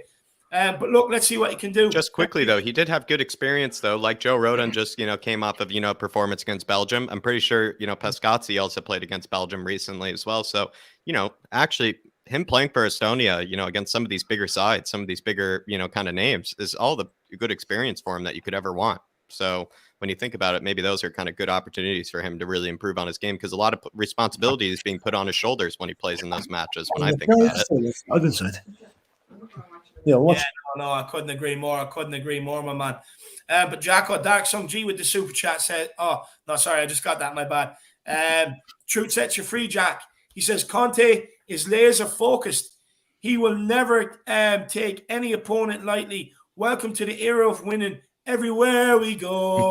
What would you say to Truth Sets You Free? No, he's certainly laser focused today. I note that, Antonio Conte, probably like Paratici today, they're probably sharing espressos. They're smelling the coffee, just a bit of the stronger coffee probably this morning. And also, like everybody said, I think someone who mentioned earlier before in the chat, nice early bird was saying, today is when the Conte era starts right now. This is the era of winning. This is the era of winning trophies. And absolutely Truth Sets Free. Honestly, that is the type of motivation I need. That's the type of optimism I need. Getting a bit more pumped by the hour, getting a bit more pumped by the minute, starting to maybe lose a bit of my reservations about what I originally had going into this match. And so definitely this helps a lot, Truth Sets Free. And hopefully Conte is absolutely laser focused. Just seeing him, on the touch line, in his coaching box alongside Bielsa, just seeing those guys just constantly barking at their players would definitely be the right type of attitude, the right type of energy that I'm looking for. So big yourself up, Truth. Nah, big up the Truth. Look, I agree with you, man. Welcome to the era of winning. We're only going to go from strength to strength to strength. I cannot wait. But big up the Truth Sets You Free. Make sure you get that coffee, though, my man. Get alert and ready for this game. Big yourself up, my man. He's absolutely pumped to Truth Sets You Free. He really is pumped. He says, big up Dermot, Josh, Phil, Kuva, Chris, the 4 Hotspurs. A great show. We rewatched it last night. Awesome info and perspective on that show. Dermot, what do you want to say? The Truth Sets You Free. Thank you very much indeed. Very, very kind words. Thank you so much. We love doing it. So thank you very much indeed, Truth Sets Free. Very kind words. Nah, big up the Truth Sets You Free. It's a good show. Some good members there as well, and it really is enjoyable. Me and Jack, we were honored to be the first ones make an appearance on it as well. It was absolutely brilliant. I had a great time. So do get over it and check that show out, guys. It's very good. The 4 Hotspurs on Josh the Tottenham Guys channel. Big 4 legends, one panel. 4 legends, one panel for that show. And of course, make sure you do check out Dermot's channel, Tottenham Tantrum Gold. He does all the watch-alongs for the older games as well, guys. So make sure you do check that out. If any of you are bored during the week and you want to reminisce, make sure you get on it. Lazy 801 Jack, he says, morning lads. Beautiful day to get some of those dirty buggers. Certainly so, Nick. Hopefully you're keeping well, my man. Definitely maybe considering, some of the football we were watching this weekend. I can tell you this is going to be maybe the more exciting game, for some time. Hopefully you're enjoying yourself at the local. Hope you're enjoying yourself at the watering hole, maybe this fine morning, and also past 11 o'clock, lazy 8, I'll give you the permission. Like I'll probably give myself the permission to maybe just enjoy maybe a few. And then hopefully even maybe later, who knows, we can maybe meet up for a bit of a celebration, but big yourself up. It's nice Sunday. It's Spurs Day. It's the Lord's Day. It's the Spurs Day, all in one. Really hoping that we can actually come up with the 3 points. I'm expecting this to be an absolutely back and forth kind of, just end to end kind of game, Nick. So I would just say strap yourself in, make sure you're not falling out of the stool or the chair, and just be able to enjoy yourself. But big yourself up, brother. Also, happy morning to you. Hopefully you're smelling the coffee as well, Lazy 8. Nah, big up, Nick. Look, we're going to get the win for you today, my man. Big yourself up, my man. I hope things are very well with you and enjoy the game, brother. We're going to get the victory for you. Big up, Nick. Really appreciate it. Nick, Truth Sets You Free, Dark Song G. Really appreciate the support, boys. You have no idea how much it really helps out the channel, really helps out myself and Jack, really kind of progress this channel and take it to the top. Really do appreciate it. And guys, over 200 in the house right now. Like I did say, it is the first year anniversary. Keep smashing that subscribe button and see if we can get to 5K. But look, Jack, I'm going to fire this one at you because this one's for you and Sean Snow, really. Sean Snow, get your answer in the chat. Jack, when Conte was asked about the potential of Ndombele starting, and I quote, he said, I have seen that many managers struggled about Tangai's position. For sure, he has the quality, but at the same time, he has to understand that there is a team and he has to play into the team. It means that it's important to keep order and to do what the position is asking you to do. We are working very hard with Tanguy. He has to work much more than the others because he has some talent, but he has to put his talent into the team for the best of the team, not for the single player. In my football, I have an idea that our tasks for the players, every single player has to know what he has to do. Otherwise, if every single player has to go and run around the pitch, I think it would be a mess. Now, these are strong words from Conte, but Jack, so we as fans get a better understanding of his quotes on Tanguy, do you think his words are a message for Ndombele to improve in training or a smokescreen for Leeds so that he probably does start today and they didn't prepare a plan for him? That's a really good question. I just maybe want to quickly, kind of analyze the quotes there. I think there are kind of two parts to it. I think it's just, with Tanguy, and probably Sean Snow would agree with me here with Tanguy, he's just sometimes trying to do too much all at once. He's trying to, when you play him at kind of the number 10 cam position, he tries to drop back, try to carry the ball out when maybe he should just be staying a bit higher. He tries to do too much when he's also playing in kind of that center defensive mid role. They're kind of holding midfield role. He just simply just tries to do a bit too much at times. And that just speaks to probably his own rating of himself. It speaks to how much I rate the guy. I really do feel like he can play a variety of positions at once. But what Tanguy or what Conte is basically saying to him is, listen, whatever tasks I put in front of you, whatever instructions I put in front of you, you have to follow them. You can't, kind of go rogue. You can't, abandon what everybody's been telling you to do. Whatever position I put you in, that's what you need to be doing. You can't just play, Tanguy ball. You have to play what I'm trying to play. You have to play Conte ball. And I think that's probably what he's saying. And then the other part to it is just him also saying that, talent only goes so far. We talked about that with Dele Alli, of course. That's a prime example. We don't want Tanguy to fall into that same trap as well, where, talent gets you a certain level, but you have to meet it with the work rate. You have to meet it with the attitude. You have to meet it with the mentality. Maybe that's all he's saying to him. But to answer that really good question, Dave, I'd like to think that it's a smoke screen. I really would. But I think what it really is him just basically giving a bit of a message to Tanguy saying, like, listen, if I don't start you today, this is the reason. I need you to follow my instructions. I need you to basically take training and maybe the tactics that I'm putting out for you a bit more seriously. If we do see Tanguy start today, then that would be the best smokescreen ever, Dave, because even someone as a Tanguy sexual myself, I would have been fooled by it. So hopefully it's a smokescreen, but I'd like to say that I think it is a message for him to improve maybe on his attitude or his mentality when it comes to, receiving Conte's tactics, receiving Conte's instructions, because at the end of the day, Tanguy just tries to do too much. He tries to do so much at once, tries to do all these things, in order to help the team. And that just sometimes ends up hurting us at the end of the day. And so hopefully Tanguy realizes this, Tanguy understands this, and then he can maybe improve on maybe whatever he was doing in training. I feel like he and Conte are developing a good relationship, but maybe that's just what Conte is basically saying to him. I need you to just play a normal kind of role. I need you not to try to do too much. No, great answer there, Jacko. Great answer, to be fair. Tal says, big up, lads. What time is kickoff today, and is it on TV? My man, UK time, it's at 4:30 over where Jack is. It's at 11:30 in the morning, and it is on Sky Sports or NBC SN across the pond. But big yourself up. We'll just take these super chats, and then we'll get Phil and Dermot's thoughts on the Ndombele quotes. Dark Song G says, imagine if City drops points against Everton today. That'd be absolutely awesome. That would be absolutely awesome. I'll be honest with you, Dark Sun G. You know, to be fair, look, we got into some great positions. We were ripping them apart. We just couldn't capitalise. I think if City get into the positions we did, especially out wide, you know, I fear for Everton today. I really do. But knowing Rafa Benitez, he has some sort of sneaky little slithering plan up his sleeve. So I'm sure that he'll employ today. But big up, Dark Song G, my man. Really appreciate the support. The Truth Sets You Free says, we need a real dick in the midfield of the park. And we have a Winky. Maybe he's an angry Winky. Jack, what would you say? Angry Winky? Maybe he'll be an angry elf today. Maybe he'll be an angry elf. Big up, Winky. No, excuse me. Sorry. Big up, Truth. Honestly, Dark Sun G can punish me for that. But I will tell you, Truth. I mean, we're practically crying out loud, especially for a two-man midfield. You need a hard man midfield. You need that Cassier in there alongside that Højbjerg, someone that will be able to do the hard work, to do the hard kind of legs, to carry the ball forward. And we have someone basically that's not that dick in the middle of the park. We have someone that's a Winky who wants to sit back, you know, have all the time in the world on the ball, you know, maybe just be able to just basically, you know, have maybe a sip of the coffee, you know, maybe even just, you know, like Philip said before, kick out a lawn chair, you know, just enjoy the match. But he's going to have players all over him. He's going to have players pressing him, you know, the whole match. And I don't think Winky will like that. I really don't think he will. So hopefully he will step up today. But seriously, I mean, we just need that baller in the midfield. We need that guy that just lets it hang. We need that guy that is that dick in the middle of the park. Basically, as we all know, we need that Roy Keane kind of like player in there alongside Højbjerg. I think we're asking too much of Højbjerg.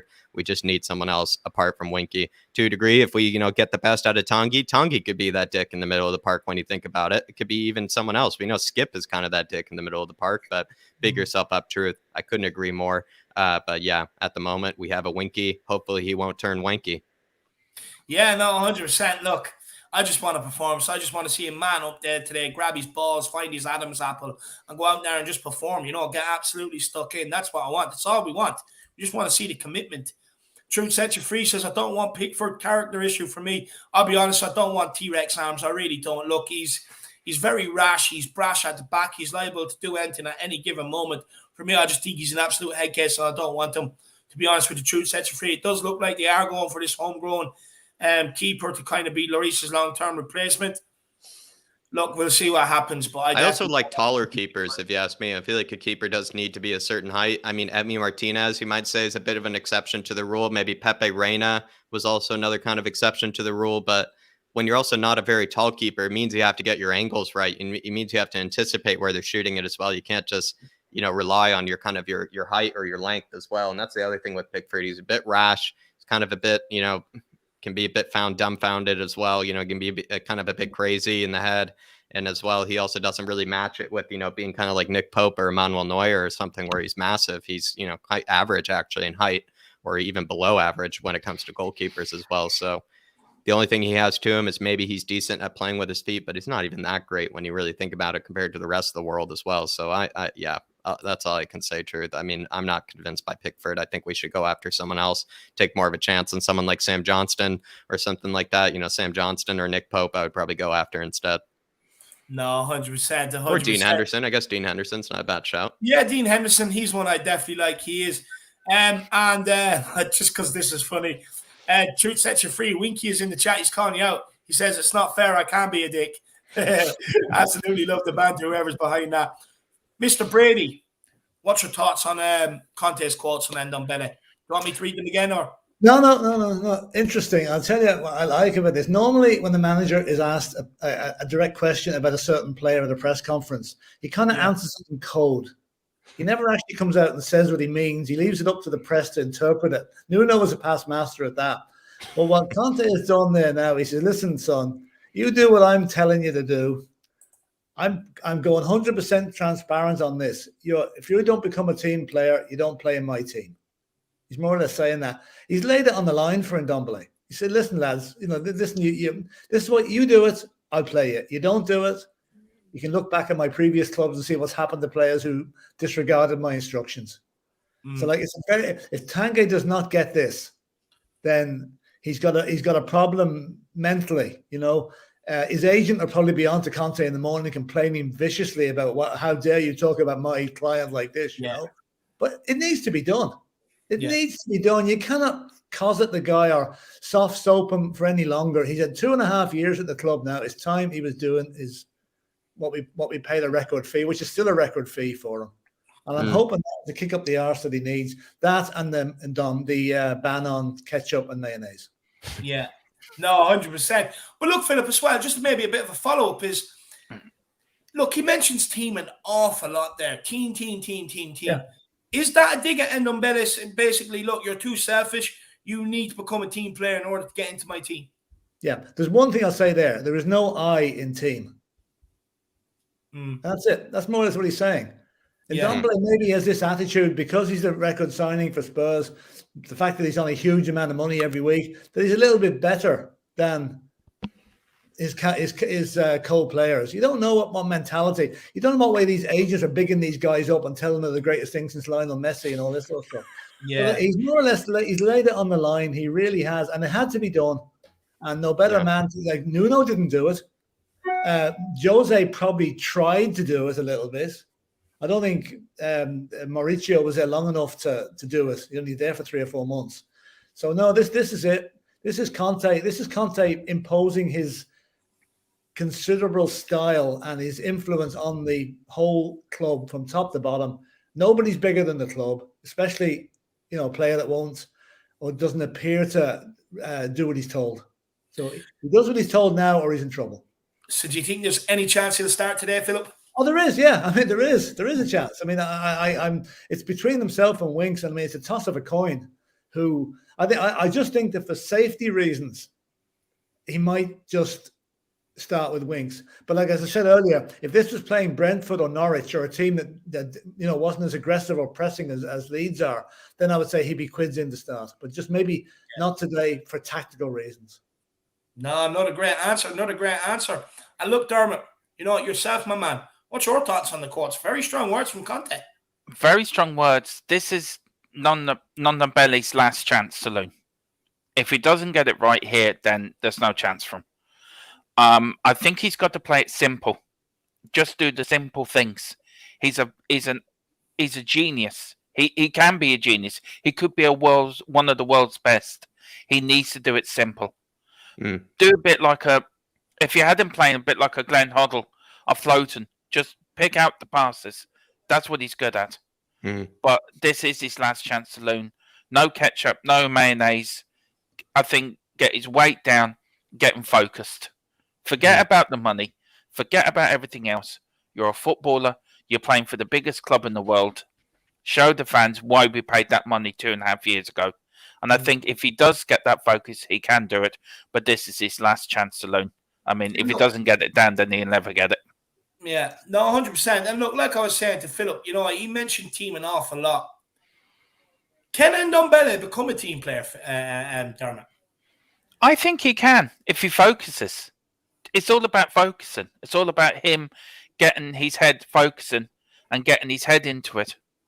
And stop listening to all the hangers-on and the yes men or you were brilliant today when he wasn't. He needs to be told, Conte would tell him hard truths. You haven't played good enough. You're not fulfilling your potential. If you don't do it, then you be out the door. It's your choice. If you want to succeed here, listen to me. I'll make you the best player in the world. If you don't, then I'll sell you in January. His teammates seem to like him. His team, that's what's interesting, because he scored that banger against Newcastle. He ran over to Reguilon gave him a big hug. Højbjerg has always seemed to be tried to, almost like kind of like a small child, has tried to, kind of big him up, tell him that he's so good, tell him that he's so amazing and all these things. there are a lot of influences. There seems to be no one that, you saw him kind of playing around with Dele Alli at one point in training, kind of poking at each other and things like that. Seems like people like him as a person. They seem to enjoy him as a person. It's just whether he actually, kind of makes it up to them, for what he should be capable of. That's the only thing, is that he kind of does just let them down, because they all know he can be brilliant, and they all probably see what he does in training, and then he just doesn't do it on the pitch, which is, to a degree, letting them down as well. Yeah. But the thing about the dietary thing, where Conte's supposed to change the menu in the dining room and all that sort of thing. I saw a quote during the week from John Terry. Now, I wouldn't normally quote John Terry because I think he's an asshole, but anyway. He apparently got on very well with Conte at Chelsea. And apparently John Terry recently, when he's not doing much, he posted a thing on his Twitter feed where he said, feet up for the afternoon, watching the golf, a cup of tea and a couple of biscuits, right? And Conte tweeted back to him, John, only one biscuit. Now, that sums up an awful lot for me. Yeah. He says, I will know if anybody breaks their diet. Yeah. And this is what we need. We need a bit of discipline in that club, you know? And I think it's coming. And, I'm looking forward to this because, apart from the joking about McDonald's, imagine telling off a player for having 2 biscuits instead of 1. That is to the nth degree. That is the detail this guy goes into. But you know what, Philip? Sorry, just quickly, Philip. Do you know what? Look, I actually agree with you. And the reason why we need the discipline is because it will root out the ones that are with us and the ones that don't want to be with us, realistically. It will wean them out. So after that, then once he weans them out, and it'll only take a couple of months. Believe me, it'll only take a couple of months. I'd say he's done already. I'd say he knows already. He knows exactly who's with him and who's not. Yeah, no, I couldn't agree more. And look, and you'll see them gone quick, fast. So I think it definitely needs discipline. Sorry, Dermot, I cut across you very rudely. What were you going to say, my man? No, sorry. For too many years, there's not been discipline in that club.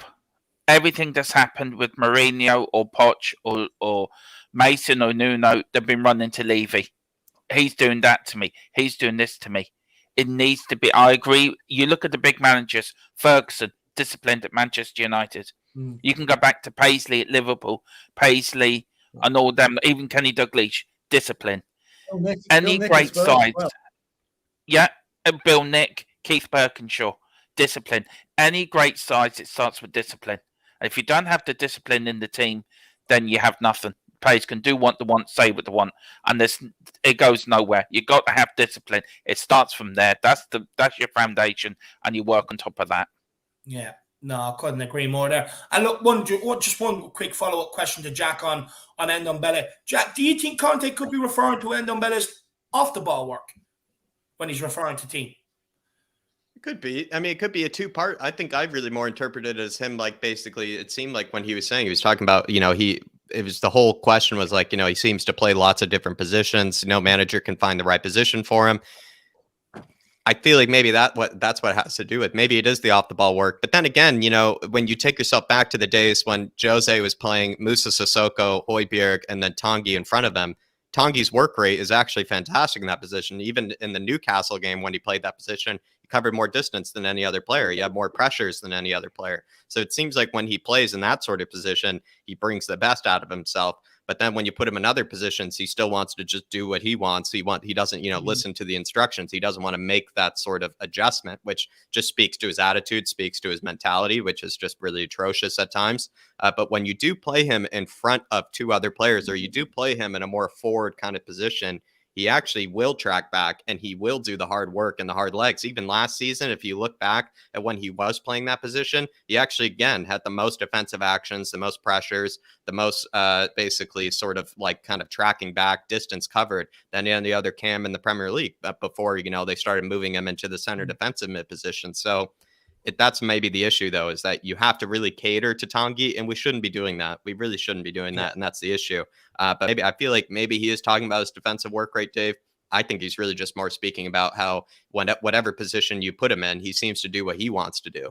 And that's maybe the bit of the issue there is like Conte gives you the instructions. He tells you what he needs out of you. And if you don't comply with that, if you're not doing that, then Conte's not going to play you. And that's just simple as.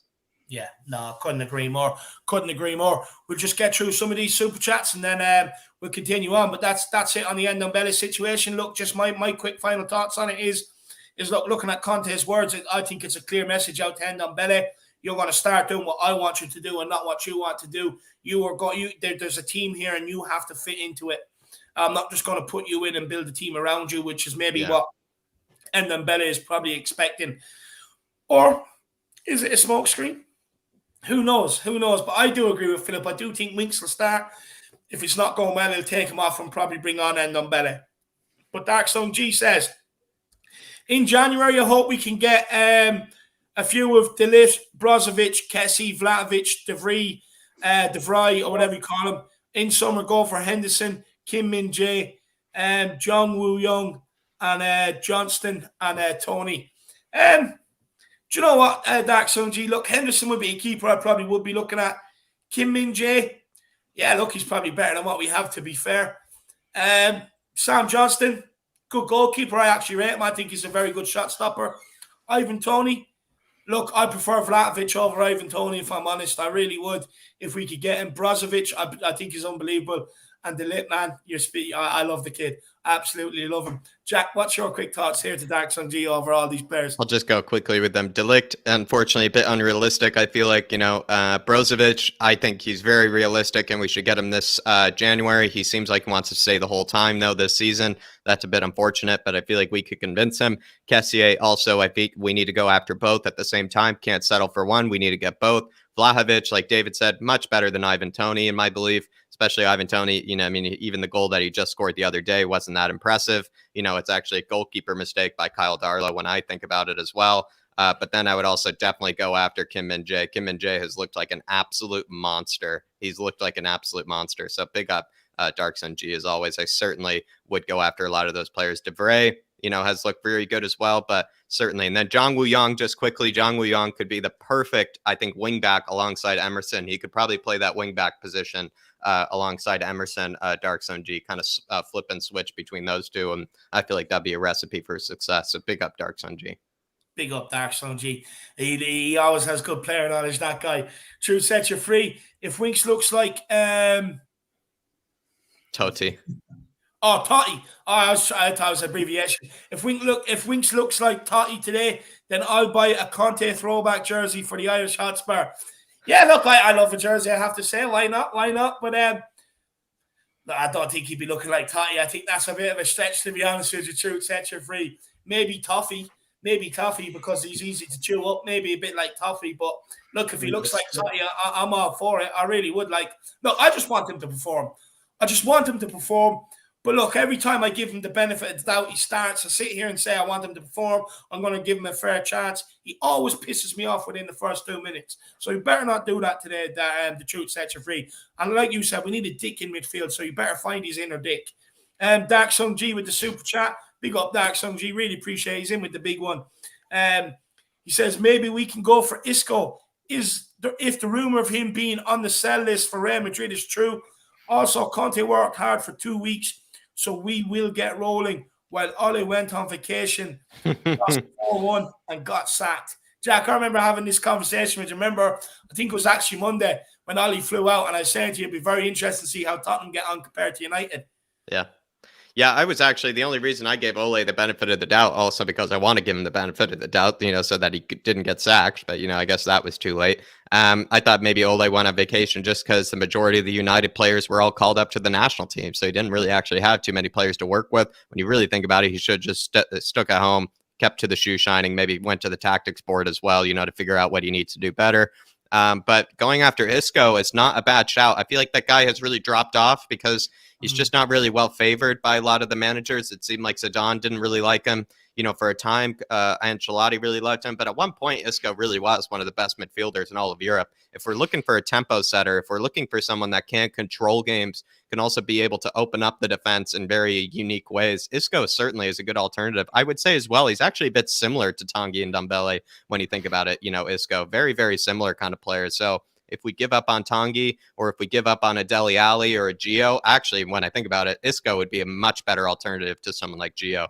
I would much rather have an Isco than a Gio. I think Isco is probably ready to kind of get back into the force of things. Whether he wants to make that move to the Premier League is up for debate. But I've loved Isco. I think if you take yourself back to the days, Isco was a beautiful player to watch, and he could be that tempo setter. I would love to have him, and you probably could get him on the cheap as well. So big up Dark Sun G, and hopefully, Conte shows us what he's been working on these past 2 weeks. Yeah, big up Dark Sun G. Really appreciate the support, brother. Pete from the Lane says, happy year anniversary. Can't believe I've been here since 30 subscribers. What a journey. Your streams make our day. Big up, lads, and come on, you Spurs. First of all, my man, I really appreciate the support you give me. It was nice meeting you and the young lad over there when I was over there for the City game, my man. But big yourself up, man. I really appreciate it. Here since 30 subscribers. A true OG, my man. Big yourself up. And it has been a journey, my man. It's been an absolutely unbelievable journey. A couple of managers have gone by since then over the course of the year as well. It's been absolutely phenomenal. But look, like I always say, this is absolutely not without you guys, the support, the unwavering support from the very beginning all the way through to now, and it hasn't died. That every single one of you followers give this channel, and everyone that comes on this channel, the support you give them and everything else, the community that you've made is unbelievable. And Pete from the Lane, you're a massive part, so big yourself up. Legend. I appreciate it, my man. Kuva99 says, same conversation over and over. New manager, and we talk about dusting off Winks and Delhi like an old VHS or BetMEX VCR when we need a live stream. No, look. Do you know what? Look, I agree with you.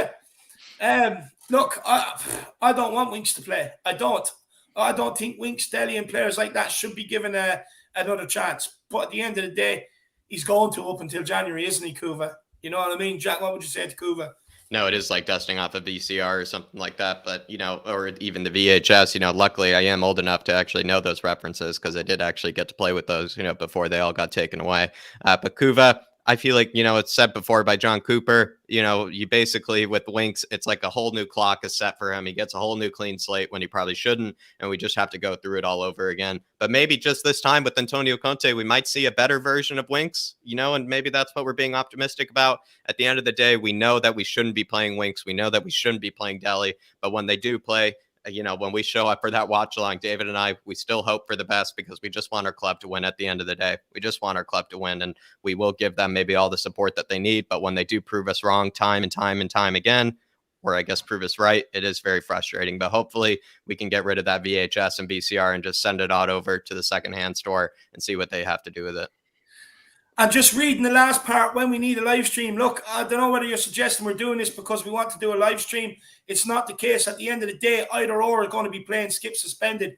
So I think it'd be very naive and silly of us not to talk about it if one of them are going to play today. I'm not sure, but Kuva, do let me know, my man. Do let me know. But big yourself up, Kuva. Really appreciate the support, my man. I think he's just saying, we just need like a Cassier would be like a live stream or something like that. I think it's like part of the metaphor, but maybe. Yeah. All right. I'm not sure. B filmmaker Ben Wills, it is me. Please shout, come on, you Spurs, for me, because I'm missing the game today. There you are, Ben, my man. There you are. Hopefully that gets you absolutely pumped up. Why are you missing the game? You shouldn't be missing the game, Ben. That's not good enough, my man. No excuses. You might have a good excuse, but I doubt it. But do let me know why you're missing the game, Benji boy. And the truth sets you free says Winky is in the friggin' chat again. Shouldn't he be getting ready for a game? I'm calling Antonio Winky. What did you eat for breakfast? Ketchup? No, look, yeah, he shouldn't be in the chat. He's probably on the team coach going to the game. Watching the stream. Everywhere. Harry Kane's like, put on the Irish Hotspur. I want to be pumped up for this game. And so Winky is here. What's going on? So he's in the chat. I'd say the truth sets you free. But big up, my man. Really appreciate the support, brother. Crocodoc says, despite our thoughts on him, he plays for us and is now under one of the best managers in the world. # Team Winky. No, look. You know what? See, this is the thing. I get it. He plays for us. But I'm not also going to be blind to the fact that some players are just not good enough to be here. Look, if I put on a jersey, right, I'm 5 stone overweight. I can't run, too long without my lungs blowing up. Now, if I put on a Tottenham jersey, I wouldn't expect, and I'm not good enough, I wouldn't expect people to sit here and say, oh, well, he plays for us, let's give him support. I wouldn't, because it's not in the best interest of the club. At the end of the day, I hope he goes out and performs today, but it still doesn't hide the fact he's still not good enough to be here. Just because it's a new manager coming in, let's not be sucking into the same crap. We said this under Pochettino, we said this under Jose Mourinho. We said this under Ryan Mason. We said this under Nuno. And now we're saying it under Conte. That's 5 managers. 5 managers all yielded the exact same results. Look, just because he plays for us, he's failed me under 5 managers or under 4 managers already. So for me, look, I get it. He plays for us, but he has to earn my support through his performances on the pitch. I'm not just going to give him support for no reason. He has to earn it. But big up Crocodiles. Big up Crocodiles. And MS, not about Winky. It's how you use it. What she said.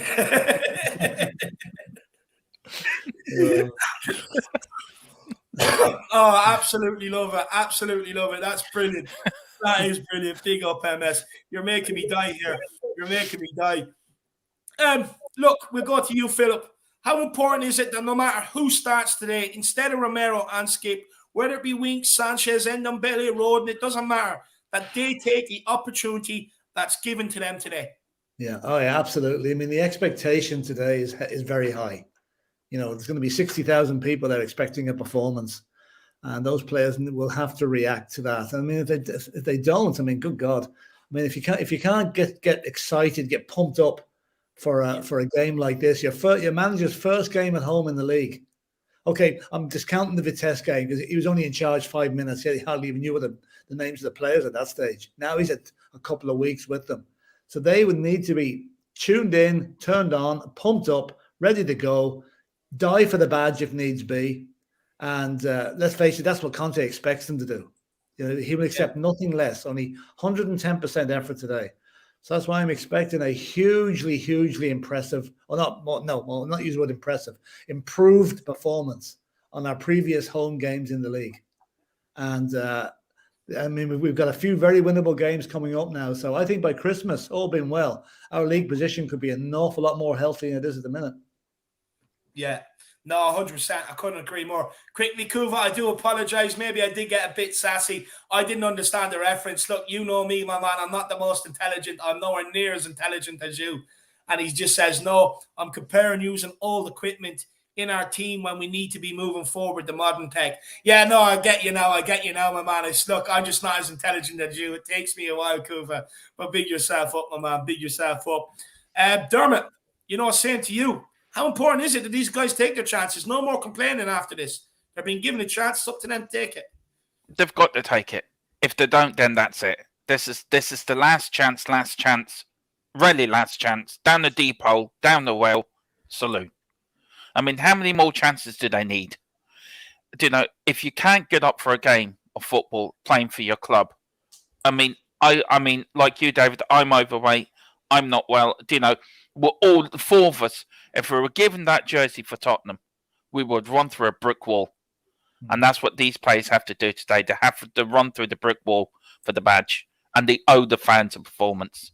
They owe us one. So if they don't do it today, then that's it.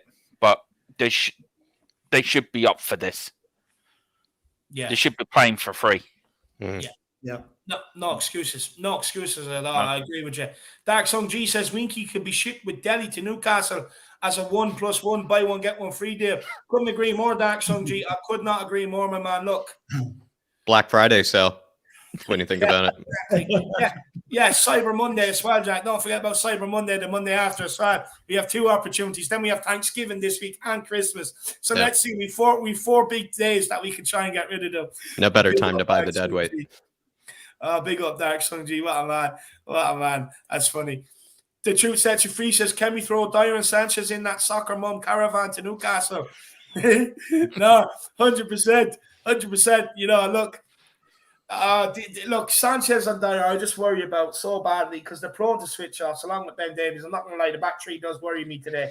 And that's why we do need the forward line to absolutely open up like an AK-47 today. I think you need that. Put Leeds to the test.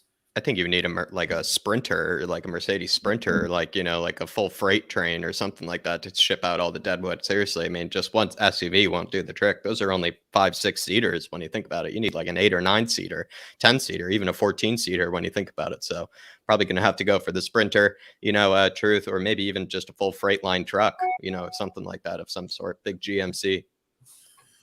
No, 100%, 100%.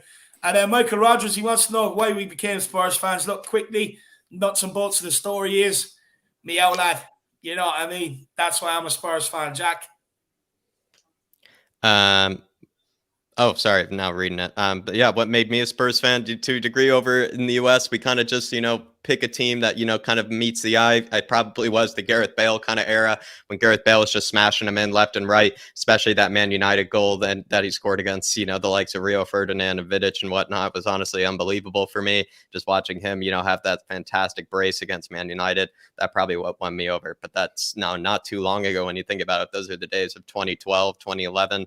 So yeah, I would probably say, it's just over here in the US. I wanted to pick a team that wasn't as much of a bandwagon team, wasn't a team that just, won everything, wanted to be part of something kind of real, something that was kind of, bigger than myself.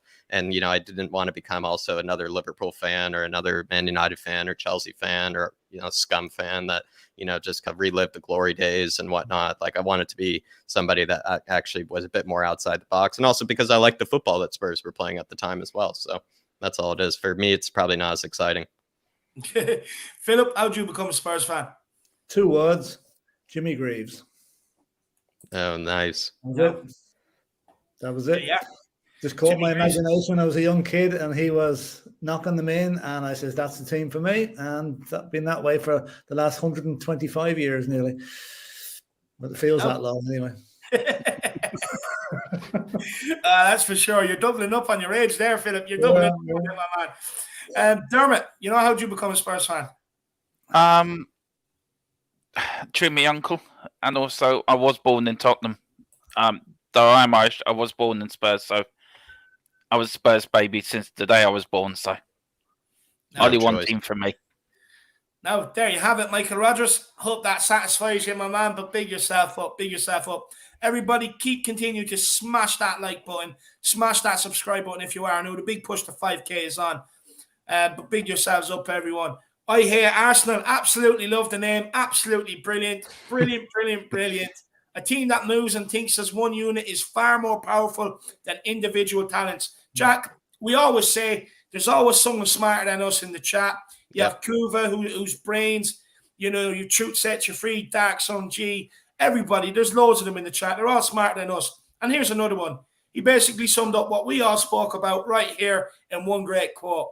What do you think of it? It's brilliant, isn't it? Oh, it's poetic. It's poetic, honestly. And, that's why probably maybe give to add further truth to it, I would say I hate Arsenal is just because when you look at some of the teams that come up from the championship, there's not really any individual talents that always stand out. It's actually about the collective unit. That's why, maybe in the beginning of the season, Brentford have looked so fantastic. Take yourself back to last season when Leeds were so fantastic. It wasn't really an individual talent that was the real reason. Really had to do with the collective unit, the collective spark that they all inspire. And also you can give up plenty of other examples, even as well. Even when you think about it, I hate to say it this way, but even Ajax, are kind of like that as well. Dortmund are kind of like that. It's not really as much the individual talent. It's about being a collective unit under a collective philosophy. And then that way you can be able to, outperform. And I think some of the greatest teams that have ever won anything, it's not as much about the individuals as it is about the team and it's about the whole unit. So beautifully said, absolutely poetic.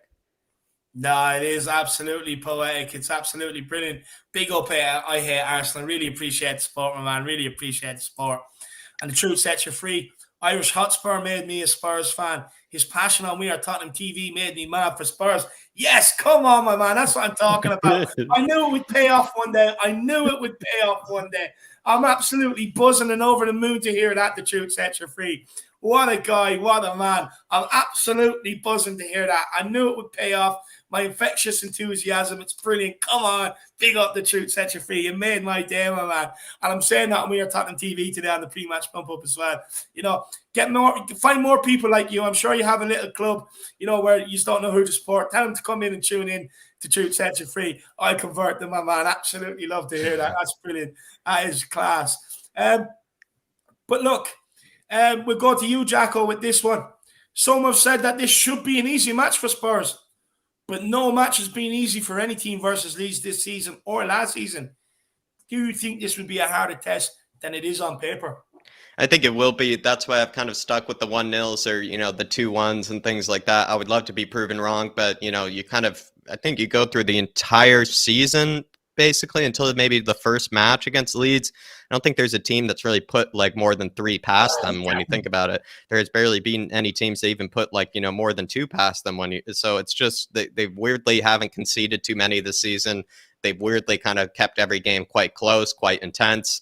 They haven't been playing very, very well this season. But then again, I feel like they haven't made any team, really, it hasn't been a walk in the park for any team. Really hasn't been a piece of cake for any team. I'd like to think it'd be us, especially at home. It seems like Leeds do kind of struggle coming over to our stadium. They maybe just struggle under the floodlights, under the big wall of sound and everything. So hopefully that will, kind of improve our chances. But I don't know. I think it's going to be a harder match than maybe what we anticipate. But I'd like to say that, and be proven wrong. It'd be a 3-1, a 4-1, something like that. I'd love a clean sheet, actually, especially against Leeds United. Getting a clean sheet against them is still very impressive considering all the pace they have up front, that high pressing system. I would love to have a clean sheet. So I think it is going to be a harder test just because the way they play football is very, very dangerous for the other team. If you're not on the game, they can upset some of the bigger teams as well. They make it very difficult for bigger teams. But I will digress, Dave, and say, yeah, I think it is going to be, a harder match than maybe what meets the eye. No, interesting. Actually, the next 5 matches, I would say this one is going to be the hardest. I think this one's the hardest of the next 5 matches. Jack, the complete opposite to me. So he is, I have to say. For once. Philip, are we overlooking Leeds? Do we think this is going to be easier than what it's actually going to be? No. I mean, I think at the start I said that this is going to be a tight enough match. I mean, one thing you will never do against Leeds, you'll never be fitter than them. Bielsa has that team, probably the fittest team in the Premiership, and where that benefited Spurs in the past was Mauricio Pochettino, being a disciple of Bielsa, brought the same discipline to Spurs when he came there. So we know what fit teams can do. They are going to be as fit, if not fitter, than us today. So they're not going to flag. Leeds will be going in the 95th minute. You can be sure of that. Okay, let's hope they're 4-0 down in the 95th minute, and there's no, it's only making up the time. But no, it's going to be a tough game. And Leeds are probably, okay, you probably would have liked an easier opposition for your first home game. But let's face it, there are no easy games in the Premiership at the moment. There's no gimmies. Yeah. Every game has to be won. And this is no exception. And while I think we'll come through today, it's a good test of how much Conte has progressed the side in the 2 weeks that he's had them. And I'm hoping for a positive result, but it will not be easy. And Leeds are no pushovers. Absolutely none. Dermot, you think Leeds are pushovers? It's going to be a tough game. No game's easy in the Premier League anyway. I mean, any team on their day can beat another team. But this is Tottenham. We're the mighty Spurs. We can beat anyone. And I think today we'll beat Leeds. Absolutely love it. Look, for me, I'll be honest with you. Of course, it's going to be a walkover. I don't respect any other team outside Tottenham Hotspur. Look, for me, I think we should be beating them. I'll be honest with you. Do you know what it is? If we all sit here after the game and we don't win, we'll be absolutely fuming. So that tells me that we should be winning this game realistically. Yes, it might be a bit tougher on paper than what it looks. But at the end of the day, we're Tottenham Hotspur. We've got world-class players in our team. They don't. Them world-class players should prevail, and we should win this game today. So let's see what happens. At the end of the day, Leeds, they'll be too busy in the mirrors before the game, getting the man buns perfect, getting the hair straightened, make sure they all have matching bobbins and everything else to tie it up with, make sure the sides are shaved perfectly. And hopefully Conte will be sitting there drilling tactics into our players while they're sitting there perming their hair or whatever it may be. So let's see what happens. But we should be beating Leeds today. No excuses. I'll be absolutely fuming if we do not win. I want the 3 points in the bag, and I want to start fucking putting respect on Tottenham's name, moving forward, beating the teams we should be beating. Because by beating these teams, it just puts you closer and closer to Europe. So let's get it done today. No excuses. No matter who's in there, I want to see a shift.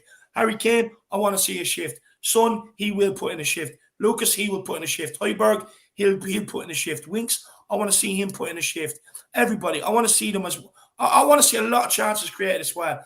Look, I don't want to be sitting here after the game listening to people go mad about Harry Kane and there's no chances coming into the box. I just don't want to hear it. At the end of the day, we need to be putting balls into the box, creating chances, and getting the victory today. And Harry, he better turn up. If the chances are put on the plate for him, he better take them. But come on, Spurs, let's do this. Coover99 says, my mum, dad, and nan had me sat in my pram wearing my Spurs hat and shouting up the Spurs while shaking my rattle. God, I miss being 23.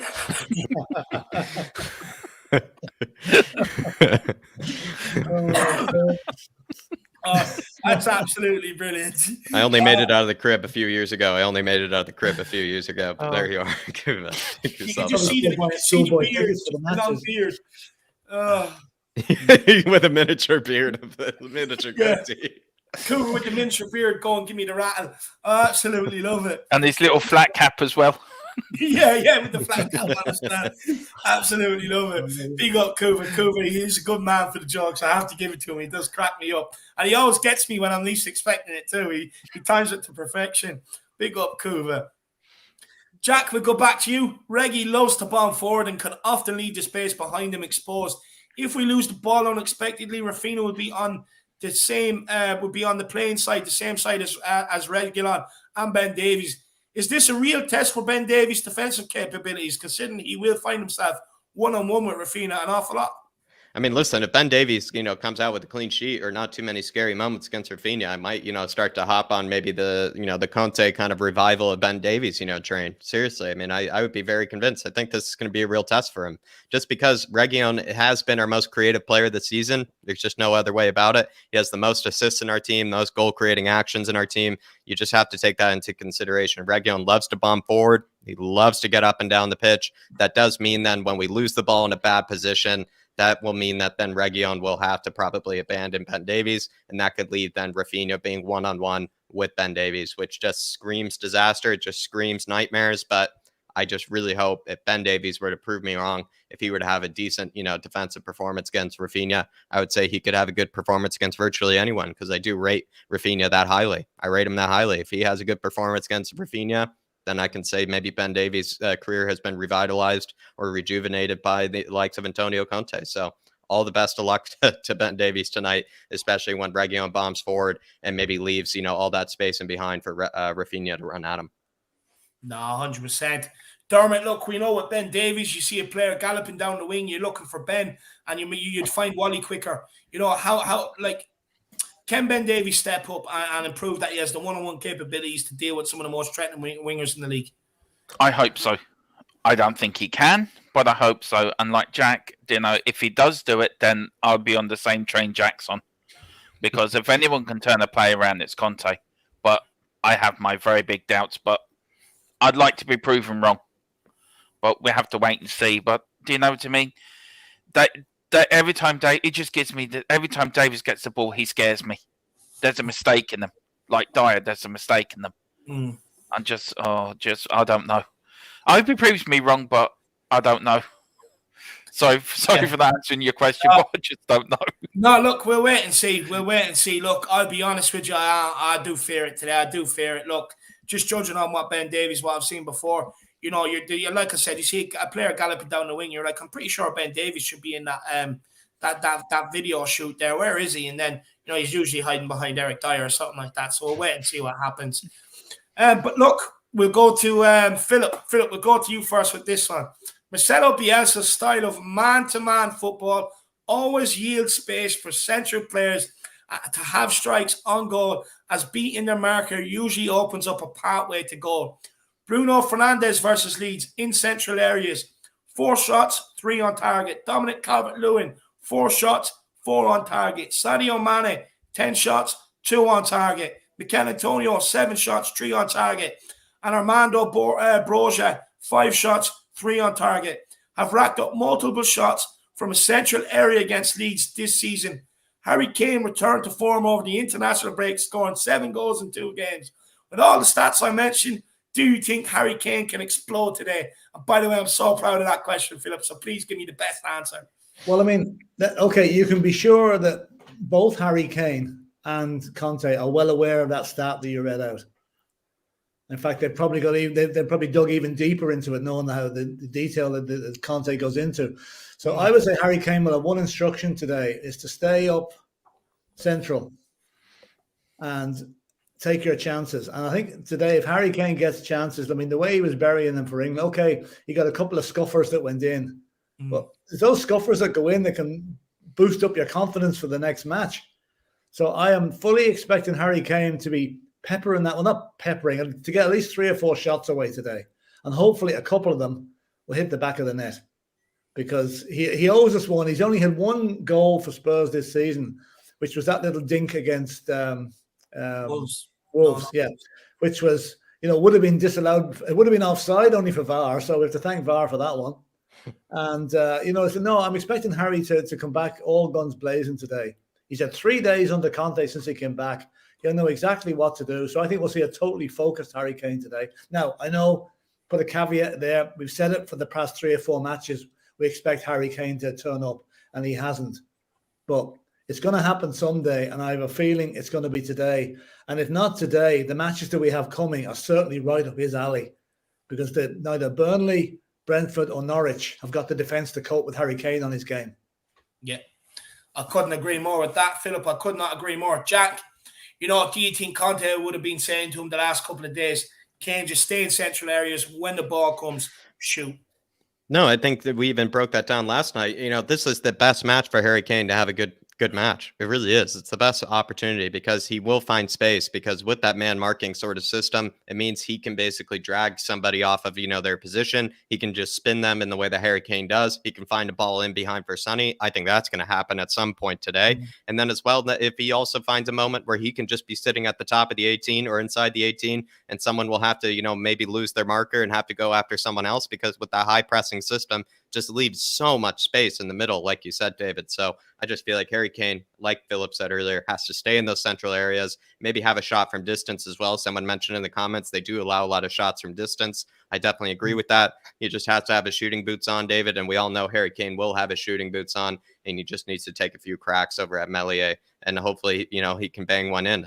To a degree, David, I feel like this could be one of Harry Kane's best opportunities to kind of start off with a bang, continue that form that he had over international break. This is a team that does not sit back. This is a team that wants to try to play a bit more dangerous, doesn't want to sit in that low block defense, which definitely, to a degree kind of suits Harry Kane and Sonny. I expect Harry Kane and Sonny to have absolute field days tonight. No, 100%. I could not agree more. And look, Dermot, I'll put the question to you, but with Sonny as well, the proof is in the pudding. If Sonny Kane stays central, you look at the players I mentioned, the amount of shots they got off, they will get shots on goal today. Sonny, can he capitalize on staying in central areas and bagging a goal or two himself? Of course, he is our most dangerous man in the Premier League, as Jack alluded to earlier on. Yeah, he is. And there's a stat I found the other day. If Kane and Son combine, it would be their 100th goal as a partnership today. If one of them score, if one of them assists the other, it'd be their 100th goal as a partnership. I mean, them two together are lethal, and I really hope Kane stays up there. And with Son as well, there should be a couple of goals each for them. It really should. Yeah. No, I couldn't agree more. Look, for me, I just think, look, no matter what, Harry Kane, stay central areas, get the ball out your feet nice and early and crack some shots off. Keep making runs in behind you, will be found. Same as Sonny. If Son scores today, I do believe it will be from him making a run in behind, because Leeds are not great from balls over the top. So if Son, look, if we can get Kane to drop deep, pick up the ball and turn, and Son make the run in behind, you have two options there, two goal-scoring options. If Kane can get turned and get shots off, or Son going in behind, you get the ball through to him. We've got some goal scorers today, put Leeds to the test, and I do expect the two of them to explode today. Both players to explode today, especially Harry Kane. I want to see goals from him today, big time. If he doesn't score today, it'll probably be hard to see where they're coming from after that. But today is a perfect opportunity. Truth sets you free. Also says, Jack, how long we read that Ferret United?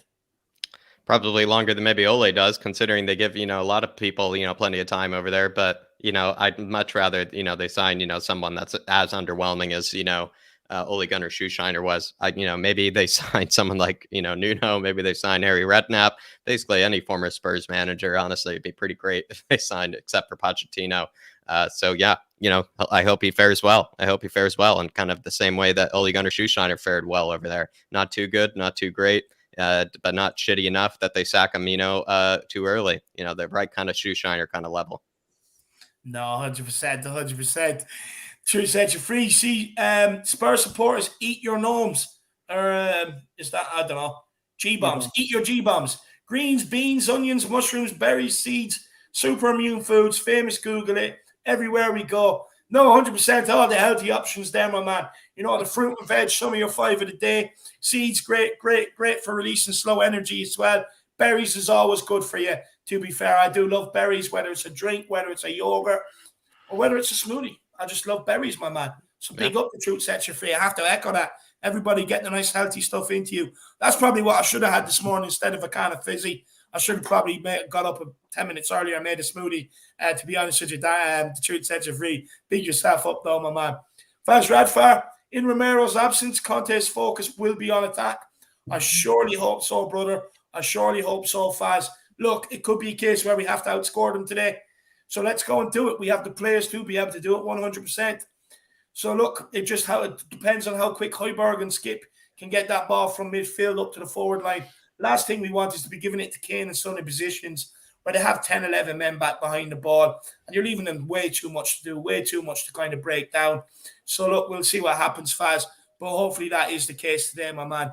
And Dark Song G with the super chat, he says, within 3 games, Son and Kane will break Lampard and Drogba records. I'm sure of it. Maybe it could be today. Come on, Dark Sun G. It's got to be today. And then to top it off, let's get a Reguilón goal as well. He deserves it, Dark Sun G. You've been waiting a while. I've been waiting a while. We both sense it's coming. So look, ideal. Kane, Son, they both score today. They both break the record. And Reguilón gets the goal, Dark Sun G. Come on, my man. Let's have it. Let's have it. I know you'll be back here at 4:20 p.m. Absolutely pumped up, brother. And True Set Your Free says, from McDonald's to G-Bombs, see what Conte does. Exactly, my man, exactly. Look, you know, I'll be honest with you. I was surprised when I heard he had to ban fizzy drinks, to be honest with you, and pizza. I mean, like the normal average person, like, you know, although they might not be able to resist the kind of fizzy, they know it's bad for you. Same as a pizza, but athletes that are paid to kind of be in tip-top shape, he shouldn't really have to ban it. Really should be true. It should already be kind of be like a known rule, to be honest with you, my man. It really should be. It really should be. But look, let's keep cracking on. Let's keep cracking on. Philip, we'll go to you. Against everything, our work rate improved, and we were a lot better defensively. Would Tottenham explode into life once we get the creativity sorted out? Yeah, I hope so. You know, I mean, the creativity has been the problem, really. Well, okay, one of the problems. None of the midfielders have really, you know, our goal tally is, I think, second only worst to Norwich, you know, which is, you know, not where Spurs should be or ever have been, and hopefully won't be for much longer. You know, we will, you know, again, it's going to be so interesting today to see the difference in every aspect of this team's play, to see what's been happening over the last 2 weeks, what has been kicked out the door for doing wrong and brought in to do right. So it's going to be very interesting. I think we're going to see an improvement in the creativity side today. I think we have to. I mean, really, we cannot go on creating no chances. I mean, it's just not, for Spurs not to have a shot on target in 240 minutes. I don't think that's ever happened before in our history, probably. You know, even in the bad old days, it's probably never happened. So that's got to change. And you can be sure that Conte's been working on that. So I am expecting the explosion to happen. Now, whether it happens today, hopefully it will. It'll certainly happen in one of the next 3 matches against Burnley, Brentford, and Norwich, because none of those teams are Leeds. Leeds are the best team we're facing over the next month or so. So if it happens today, brilliant. But it is coming, and we will see an improvement today. I really do think so, because Conte will accept nothing else. Yeah. No, I couldn't agree more. Look, you know, I know the Everton result was disappointing, but there were a lot of improvements there, Jack. Yeah. Look, Jack, can you see Tottenham finally coming into life, finally stamping and putting their mark and authority on the Premier League this season? I definitely can see us putting our stamp and our authority on the Premier League this season, just the more that Conte is at the helm. But to answer the creativity question with Everton, I feel like, you know, Leeds is just a team that promotes. And if you're having a bad attacking display, if you're struggling to get shots on target, Leeds is your team to play. Leeds is your team to play, because not only do they open up your team, but they also open up themselves for attack. So like we said earlier, we will probably see that shot on target happen nice and early. We'll even see that goal even happen probably nice and early as well. So I will say we are going to fix the creativity problem. But I, you know, answer the other question, Dave, the more that Conte inserts his mentality, inserts that winning mentality, that hardworking mentality, that, you know, the mentality that is required in order to win trophies, to revitalize Tottenham Hotspur, I think we will be able to stamp our authority once again, like we did under Pochettino. No, 100%, 100%. Dermot, same question to you, my man. Plenty of improvements from Everton. Can we improve further today? I think we can. I really do. And I think once we sort the creativity right, then I think we'll be firing on all cylinders. I think we will get down. I think today will be the start of it. So I'm very confident today now. We will play an expansive attacking game. And I think that's the way we're going to play from now on. Then, as Jack said, we'll go back to the Poch era and we'll be firing on all cylinders again. Mm-hmm. Yeah. No, 100%, 100%. I couldn't agree more there, Dermot. True Sets You Free says, Dermot said Harry Kane couldn't lace Jimmy Greaves' boots on 4 Hotspurs because of Greaves' CV and silverware. Your quick thoughts, great panel. Yeah, look, I'll give my quick thoughts. Look, he's close to the record, but at the end of the day, look, Jimmy Greaves is better, isn't he? He's got the silverware, he's got the trophies to show for it, and he has the all-time record as well. So until that's broken, until Kane can bring success to the club, I think Jimmy Greaves will always go down as better. Philip Brady? Yeah, I mean, over the decades, Spurs have been lucky. We've had great strikers, nearly one every decade. With Greaves in the 60s, we had Chivers in probably the early 70s in Gilzine. We had Lineker at the end of the 80s and early 90s. We had Klinsmann in the 90s. With Robbie Keane in the noughties. And now we've got Harry Kane, and they've since about 2015. So it's difficult. It's a hard one to say. I mean, Jimmy Greaves is my all-time idol for Spurs, so I'm never going to say a bad word against him. He was an absolute genius, Harry Kane will probably beat Jimmy. He's already beaten his record for England, Now, whether he'll ever beat his record for Spurs is, I don't know. I mean, Greaves' strike rate was phenomenal, really, compared to when you take into consideration the type of pitches he was playing on, the weight of the ball, the heavy boots, and the fact that the defenders were a bit more agricultural in those days and got away with stuff that you'd be sent to jail for today, So it's a tough one. I mean, I love the two of them, but I love Jimmy Greaves more. Probably the best one. Yeah. Well said, no, 100%. Jacko? I mean, considering maybe the argument that Philip just put up, we'll say it was a whole different type of pitch back then. It was a whole different type of game. It was a whole different type of defender that you were coming up against. I mean, back then, players could probably get away with more than assault against a striker and, be able to, and that was called defending, I guess, back then, when you think about it. And to score as many goals as Jimmy Greaves did really does maybe speak to the fact that he was an unbelievable player, and maybe especially for the younger generation, isn't probably given enough respect as he probably deserves. Could he maybe not? I feel like he probably could lace, Jimmy Greaves' boot. That is basically, the lowest of settings. He probably could, bow down to Jimmy Greaves. I think Harry Kane should bow down to Jimmy Greaves, but I think he's definitely fit enough to lace his boots. Maybe give him a big old pat on the shoulder and have him, go onto the pitch for him. But I feel like Jimmy Greaves, if he, we're watching Harry Kane right now today, he probably still would also be very proud that knowing that Spurs are in good hands with also very world-class striker as well. But I think he is fit enough to lace his boots. But maybe you might consider what Philip just said, considering the era, considering how different football was back then. The numbers that Jimmy Greaves put up really does speak to the fact that the guy was an absolute legend, legend. Can I just say one thing about Jimmy? This is a quote. I think I might have mentioned this before. This came from Jimmy Greaves himself in some interview he did when he was playing for Chelsea when he was 17 or 18. They were playing Bolton. Now, Bolton were the rough, tough, hard northern team at the time, And before the game, Jimmy heard the fullback, the right back and the wing back, as the way they played in those days, talking to each other. And one said to the other, what will I do if this Greaves fella gets past me? And the other fella says, don't worry, I'll chip him back to you. It's just... That sort of summed up the sort of hard play that there was in those days, which would never, ever survive today. Yeah. I mean, there'd be no one left on the pitch if Bolton were playing. I can't even believe kids were watching some of the challenges back then. That's what I find, actually shocking nowadays. Seriously. I mean, it does speak the numbers he put up back then, and considering those defenders, really, what a player.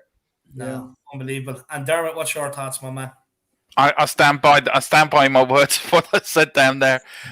Jimmy Greaves had everything. He had speed. He had intelligence. I mean, the man was a genius. And there should be a statue outside White Hart Lane for him and Bill Nick. And I've said it before on there, and I'll say it on here.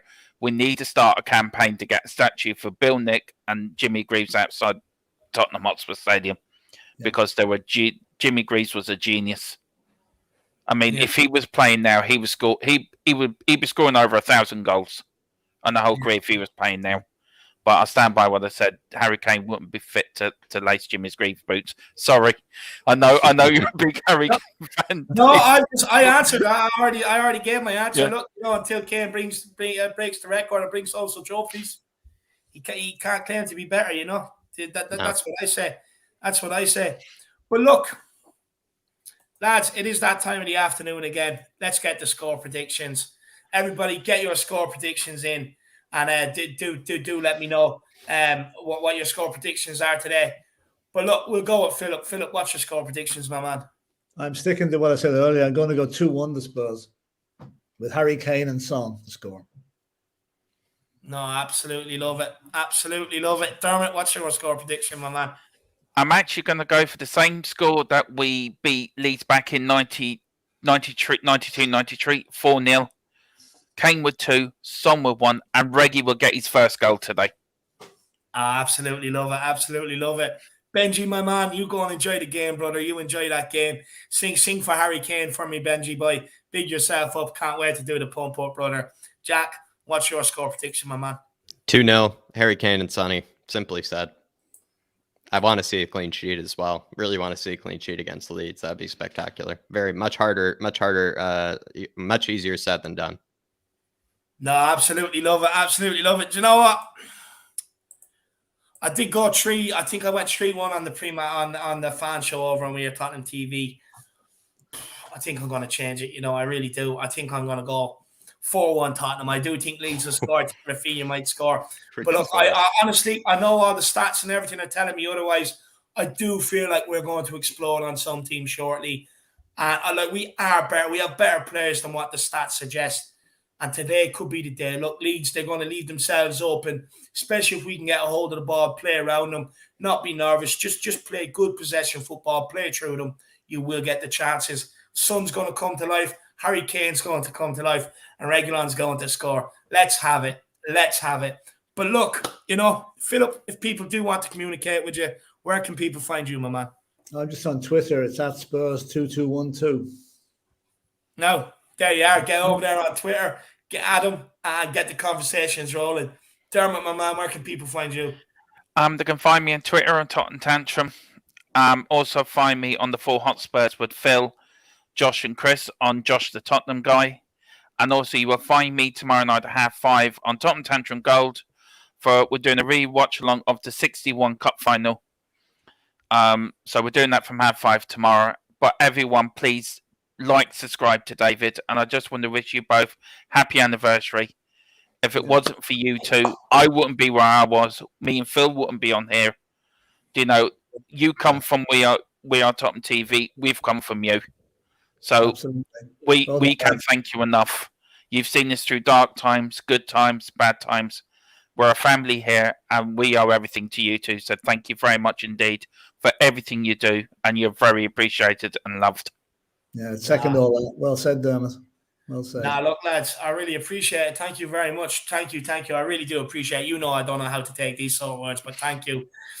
Jack, my man, where can people find you? I gave a big spiel for it yesterday, but if you'd like to talk about maybe fixing Spurs, if you want to replace Winky with maybe something a bit better, you head on over to our second channel over at Flat Cap Euro Talk. It definitely is basically your home to fixing Tottenham Hotspur, especially when the transfer market is going to be heating up sometime soon, maybe come January, come late December, and you're thinking about who we can get in the market. I will say our second channel, Flat Cap Euro Talk, certainly will be your Bible. No, get over there and check it out. Trust me, you're going to want this. You are going to want this channel for the January transfer window all the way through December, leading up into it. This is where me and Jack go into overtime. We get all the players' stuff together. We sit there and we do the highlight reels so that it makes it easier for you guys to maybe have a quick judgment on the player as well, just so you know what to expect with a player that we're linked with as well. It is your Bible. Do get over there and check it out. Tommy G, really appreciate it. Really appreciate the support, my man. Truth sets you free. He says, Bill Nick did the double. Where is his statue? Yeah, Couldn't agree more. Couldn't agree more. Look, we have to start putting statues up, remembering some of our greats, my man. We really do. It's an absolute shambles. And the truth sets you free. He says, where are the statues? Are we allergic to gratitude? I think so. I do think so. You know, it's absolutely shocking. It's absolutely shocking. I just don't get it. I just don't get it, my man. How do we not have any of some of these greats, some of these legends, some of the people that brought trophies? You know, a European football trophy, you know, to Tottenham as well. It's absolutely ridiculous. There is no gratitude there. I agree with you. The truth sets you free. It's absolutely shocking. Kufa99 says, David, you've done it again. Was 1-0, now a 14-2 win. I absolutely love it, my man. I absolutely love it. You watched the animations yesterday, Kuva. You know, considering, you know, the animations, what I was doing yesterday, I think we won about 46-23. So, you know, that's how many goals we saw going in, you know, for the Stats with Jack animation. So it did allow us to catch up to all the goals that I let Leeds score with us last night. So big yourself up, Kuva. Nah, big yourself up, Kuva. Big yourself up, Kuva. Paranormal Yedo, my man, I did see the comment earlier. The fan shows, they're there every Monday. We're on for about 5 hours. We don't stop until everybody comes on and has their say. We usually give you as much time as we can to get your points across. Come on. It's on every Monday. Starts at 9 p.m. Irish time. And we usually go until 1:30, sometimes a bit longer. So make sure you come on and use it. You got the channel membership. You know, that's what it's there for. So use it and come on. If you do want us to provide a bit of extra something for it, do let me know. We'll see what we can do. No problem at all. But make sure you do use the fan shows to come on, my man. These sort of shows here, we already have the panel picked and we just go with them. Look, we can't really be bringing on people during them because it just, sometimes it can descend into chaos and stuff like that. And you know what I mean? We want to make sure that everyone's getting the best sort of value and knowledge out of it that they can, my man. But do come on Monday. We'll have a chat and we can be in contact from there and see how things go, my man. But big yourself up. Everybody, I want to say a massive thank you for tuning in. Absolutely unbelievable. I want to say a massive thank you to everybody, you know, who smashed that like button, who smashed that subscribe button, and everyone who helps supports the channel with the super chats. It's absolutely amazing. You have no idea how much it really does help us. But look, keep smashing that subscribe button. Let's see how far we can push this to 5K today before the end of the day. You know, let's see how far we can do. We are down to needing about 130 now. If there's any of you out there who haven't smashed that subscribe, make sure you do. But guys, we will see you all back here at 4:20 p.m. for the watch along. But in the meantime, if you're like me and you need more Spurs content to watch, see you over on We Are Tottenham TV at 3 p.m. for the pre-match pump up. William Kelly says, how about we manage a shot on target first? Push on from there. That is a fair point, William. That is a fair point. I do get a bit carried away. I do with my score predictions.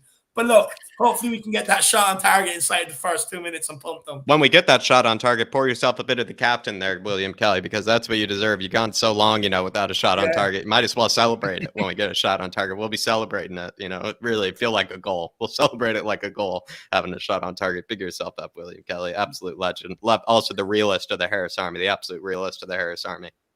Yeah, I get carried away, and then William Kelly straight in brings me back down to earth. And I remember where I am. I'm like, William, you're so correct. You know, I mean, I just can't help it. Just can't help it. But yeah, guys, see you all back here 4:20 p.m. for the watch along for today's massive game, where you can see me go crazy once Harry Kane scores, or might not even celebrate it just because I knew he was going to come back good. We'll wait and see. But also pre-match pump up at 3 p.m. We Are Tottenham TV. Let's see you all there. Paranormal Yedo 9 p.m. Irish time on Monday. I believe you're in America. I believe you're across the pond. If you're on Jack's side, Brooklyn. If you're in New York time, or Eastern Standard Time, New York time, it would be 4 p.m. If you're in the West Coast, which would be LA or Seattle, that would be 1 p.m. No. So there you have it, Paranormal Yedo. There you have it, my man. Big yourself up. But guys, we are going to be out. As always, come on, you Spurs. Come on, you Spurs. We trust. Let's have come it. on, you Spurs. Leave me out. Spurs.